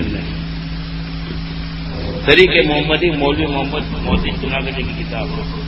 ہاں دیکھیے ہمارے ہاتھ میں یہ کتاب ہے، خلیفہ دو فاروق اعظم رضی اللہ تعالیٰ عنہ۔ خطبے میں ہم ان کا لقب یہ پڑھتے ہیں الذی وافق رایہ بالوحی والکتاب، کہ ان کی رائے کی توثیق قرآن نے کی۔ اب ایسے علامہ جلال الدین سیوطی رضی اللہ تعالی عنہ نے اپنی کتاب تاریخ الخلفاء میں تقریباً 13 مقام وہ بتائے ہیں کہ کبھی کبھی حضور صلی اللہ علیہ وسلم اور فاروق اعظم کے درمیان میں گفتگو ہوتی تھی، اور حضور صلی اللہ علیہ وسلم فاروق اعظم سے پوچھتے تھے اے فاروق ان بدر کے قیدیوں کے بارے میں ہم کیا فیصلہ کریں گے؟ تو فاروق اعظم فرماتے تھے کہ سرکار ان کے ساتھ یہ کرنا چاہیے، بس انہوں نے یوں بولا اور قرآن کی آیت حضرت فاروق اعظم کے مشورے کے تائید میں نازل ہوئی۔ ایسے 13 واقعات حضور صلی اللہ علیہ وسلم کی حیات طیبہ میں فاروق اعظم کے ہوئے ہیں، اسی لیے فاروق اعظم کو یہ کہا جاتا ہے کہ الذی وافق رایہ بالوحی کتاب، یہ وہ ہے جن کی رائے کی تائید اور توثیق میں اللہ کا کلام نازل ہوا۔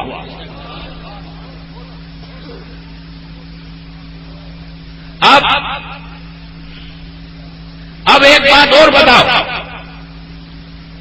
یہ ہمارے اسٹیج پہ بیٹھے ہوئے علماء کی نورانی جماعت، آپ ان کو باریک باریک مسئلے پوچھیں گے، آپ کو موٹے موٹے مسائل آ گئے، حضرات مودی سے کبھی تشریف لائے، ابھی انشاءاللہ ان کا دیدار ہو جائے گا، بس 5-10 منٹ میں میں رخصت ہو جاؤں گا، آپ کی توجہ درکار ہے، آپ میری طرف دیکھتے ہیں مجھ کو ایک جوش آتا ہے۔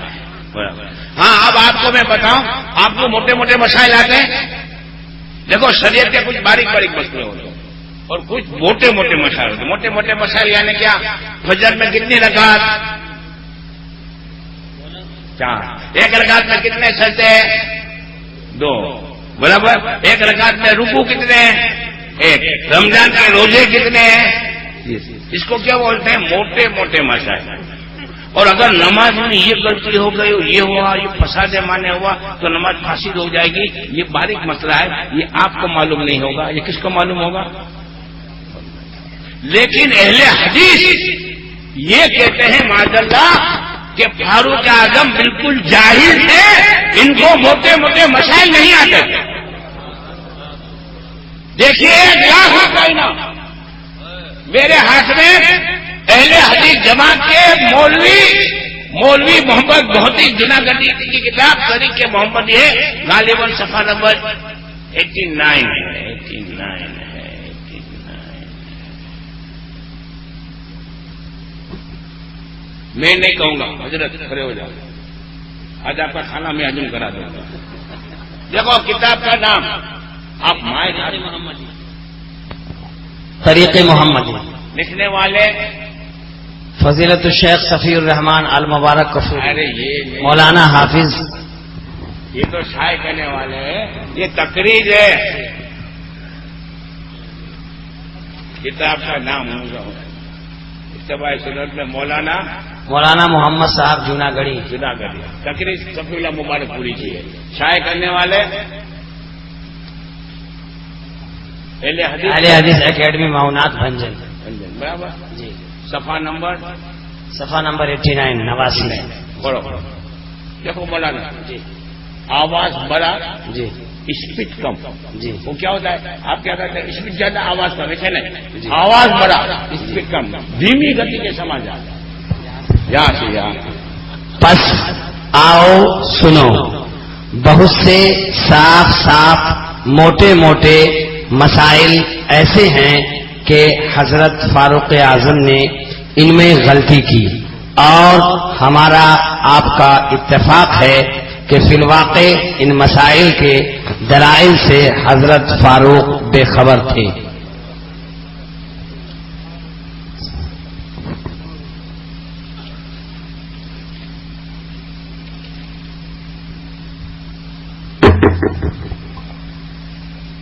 فاروق اعظم کے بارے میں کیا لکھا؟ پھر بھی ان موٹے موٹے مسائل میں جو روز مرہ کے ہیں دلائل شرعیہ آپ سے مخفی رہے. فاروق اعظم کو معلوم ہی نہیں تھا. اب فاروق اعظم کی بات نہیں، خود حضور صلی اللہ علیہ وسلم کے بارے میں دیکھو.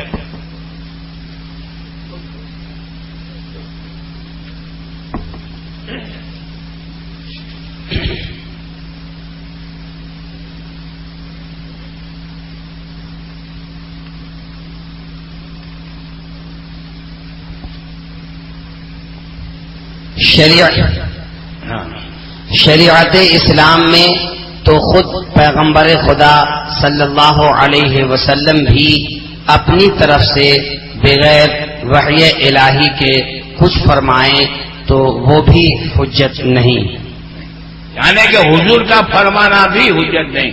پھر آگے تعجب ہے کہ جس دین میں نبی کی رائے حجت نہ ہو، اس دین والے آج ایک امتی کی رائے کو دلیل اور حجت سمجھنے لگے.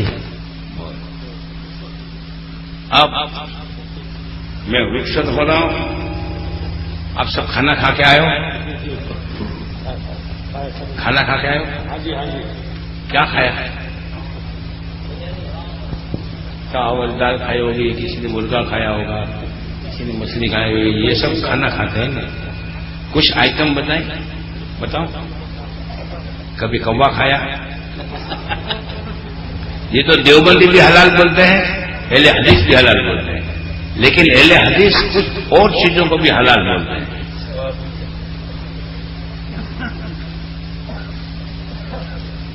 کنز العقائد حضرت کنز العقائد مولانا اجاری صاحب، حضرت آپ ہٹ جاؤ. اجاری صاحب کنز الحقائق صفحہ نمبر 186 نکالو. 186 آپ بائک آپ ہاتھ میں لے لیں. دیکھو ہم ڈنکے کی چوٹ پر حوالہ بتا رہے ہیں. وہ یحلو ما سواہا من جوات القوائی میں بطیور و حشرات الارض كوبر ونكر وزخم وعقاق ولقلق وغراب وخفاش وهدهد وببغاء وطاووس وخطاف وقنفذ والدب والفيران. اس کا ترجمہ ہے اور حلال ہے اس کے علاوہ جو پائے جانور اور پرندوں اور زمین کے کیڑوں مکوڑوں سے، جیسے کہ چھچھندر، شاہد، گدھ، چتلا کوا، بگلا، کوا، چمگادر، ہدہد، طوطا، مور، ابابل، خارپشت، گو، سوسمار اور چوہا بھی کھاؤ. احسنت فی الترجمہ یہ مولانا. دیکھو ادھر اتنی آئٹم لکھی ہے، مجھے لگتا ہے یہ لوگ چائنیز ہیں کیا یار.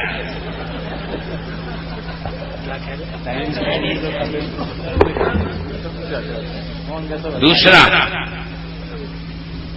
آپ کھڑے ہیں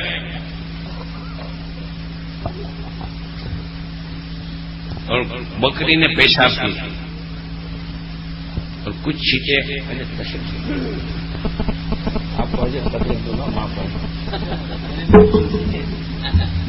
چھینٹے آپ کے کپڑوں پر لگے، آپ کیا کریں گے؟ دھوئیں گے. لیکن اہل حدیث کا عقیدہ فتاوا ثنایا لا ہوئی نا سوال فتاوا ثنایا جن دو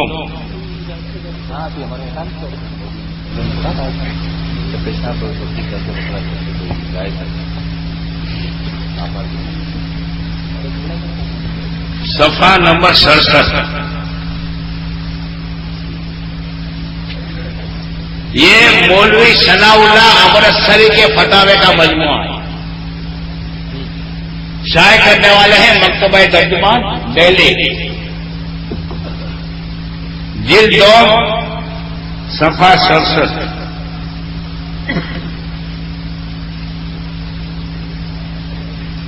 آپ نے اونٹ کا گوشت کھایا کبھی؟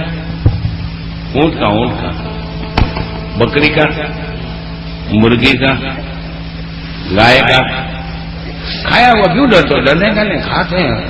کسی کے باپ سے نہیں ڈرنے کا، کھایا ہے. کبھی گائے کا پیشاب کیا ہے؟ بکری کا پیشاب کیا ہے؟ بیل کا گوشت کھایا ہے؟ بیل کا گوشت کھایا ہے یار. اس کا کبھی پیشاب کیا ہے؟ پہلے حدیث کا فتویٰ ہے کہ جس جانور کا گوشت کھانا حلال ہے اس جانور کا پیشاب پینا بھی جائز ہے. استغفر اللہ ربی من کے لیے بیڑا غرق کر دیا قوم مدت کا برباد کر دی پوری قوم. حضرت آپ فتویٰ پڑھ کے سنا. استغفر اللہ.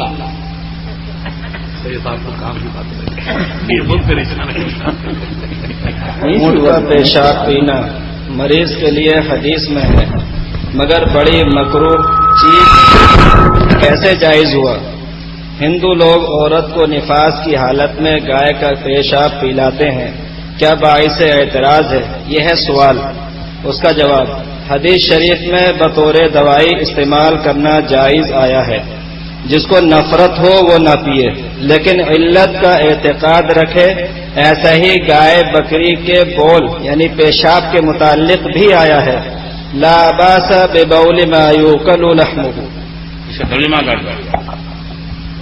اس چیز کا پیشاب پینا اس میں کوئی حرج نہیں ہے جس کا گوشت کھایا جاتا ہے. یعنی کہ جس جانور کا گوشت کھایا جائے اس کا پیشاب کیوں تھمس اپ اوپر سے پینے کی ضرورت نہیں پڑے گی.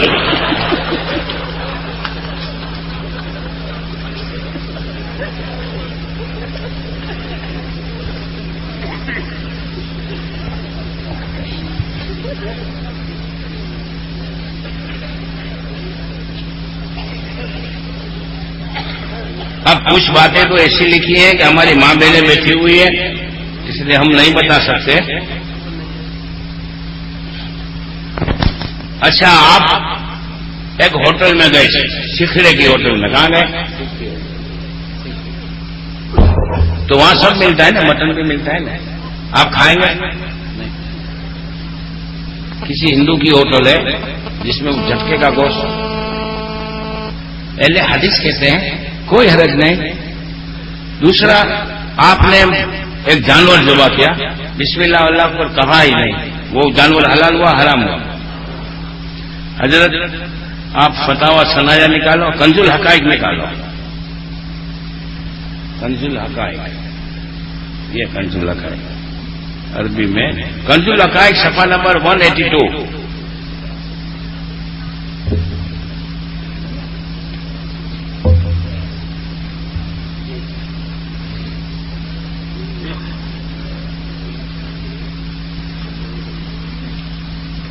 لکھا ہے وہ ذبیحۃ الکافر حلال اذا ذبح للہ وذکر اسم اللہ عند الذبح وانحر الدم وافرح الاوداج.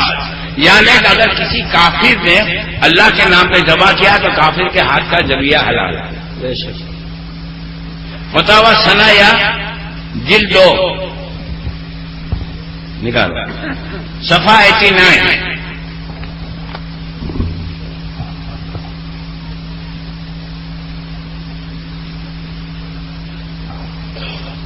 ابھی تو بد کھانا باقی ہے بھائی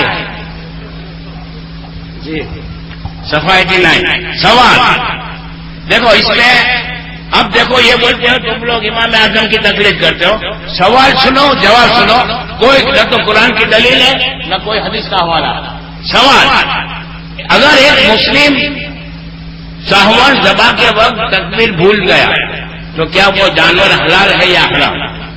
جواب، مسلم بسم اللہ بھول جائے تو معاف ہے. لو جی حدیث میں آیا ہے کہ مسلمان کے دل میں بسم اللہ ہے.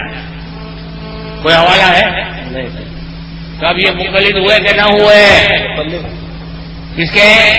بولے صلی اللہ علیہ جی بے شک. دوسرا، آپ کو ایک چیز اور بتاؤں. یہ لوگ لکھتے ہیں آپ کا ایک گھر کے آنگن میں پانی کی ڈول بھری ہوئی تھی،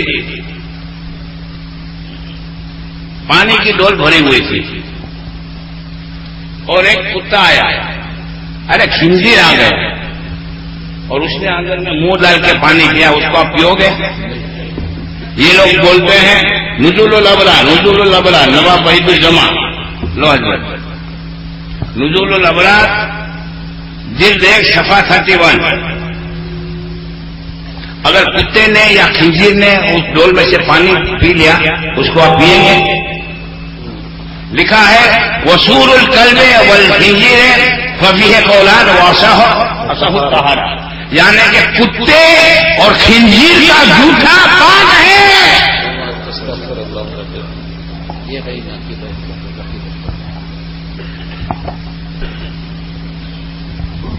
نکالو حضرت نزول الابرار صفحہ 30.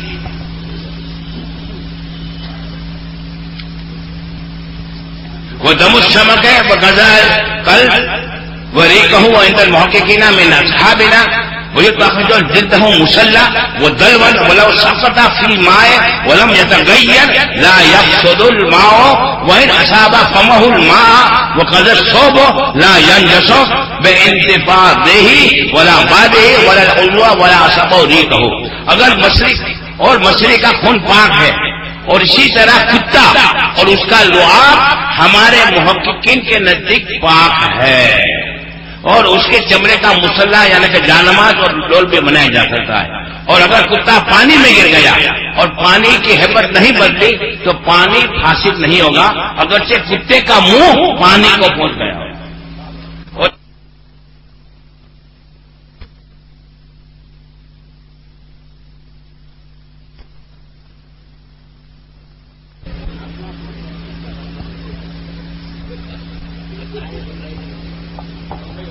الحمدللہ آج تک ہم لوگ کچھ مایوس تھے لیکن الحمدللہ میرا پیر و مرشد شہزاد اعلیٰ سرکار مفتی اعظم کے فیض کے صدقے میں مجھے اہل حدیث کی ایسی 400 کتابیں مل گئی اور الحمدللہ سب کا مطالعہ بھی کر لیا، حوالے بھی نکال لیے اور یہ لوگ ایسی ایسی بیوقوفی کرتے ہیں، وہ رضا کا مسئلہ بتائیں آخری بات نہیں بتانا. چلو وہ ماں بیٹے بیٹھی ہوئے اس میں نہیں بتایا گیا. ایسی ایسی گندی باتیں انہوں نے لکھی ہیں. یہاں تک لکھا ہے کہ شراب بھی پاک ہے، اور اگر شرابی کے منہ نے شراب پیا اور اس کے منہ میں شراب لگی ہوئی بھی ہے اور اس نے پانی پیا تو اس کا جھوٹا پانی بھی پاک ہے، پی سکتے ہو. اور انہوں نے رام کو، کرشن کو، بدھ کو نبی مانا ہے. اب وقت نہیں ہے، دیر کے بجائے 1.25 گھنٹے میں بول گیا، معافی چاہتا ہوں. بس آخری ایک بات، اگر اہل حدیث حق پر ہے، ہم ڈنکے کی چوٹ پر چیلنج کرتے ہیں، اپنے باپ کی جائز اولاد ہو، ہم سے مناظرہ کریں.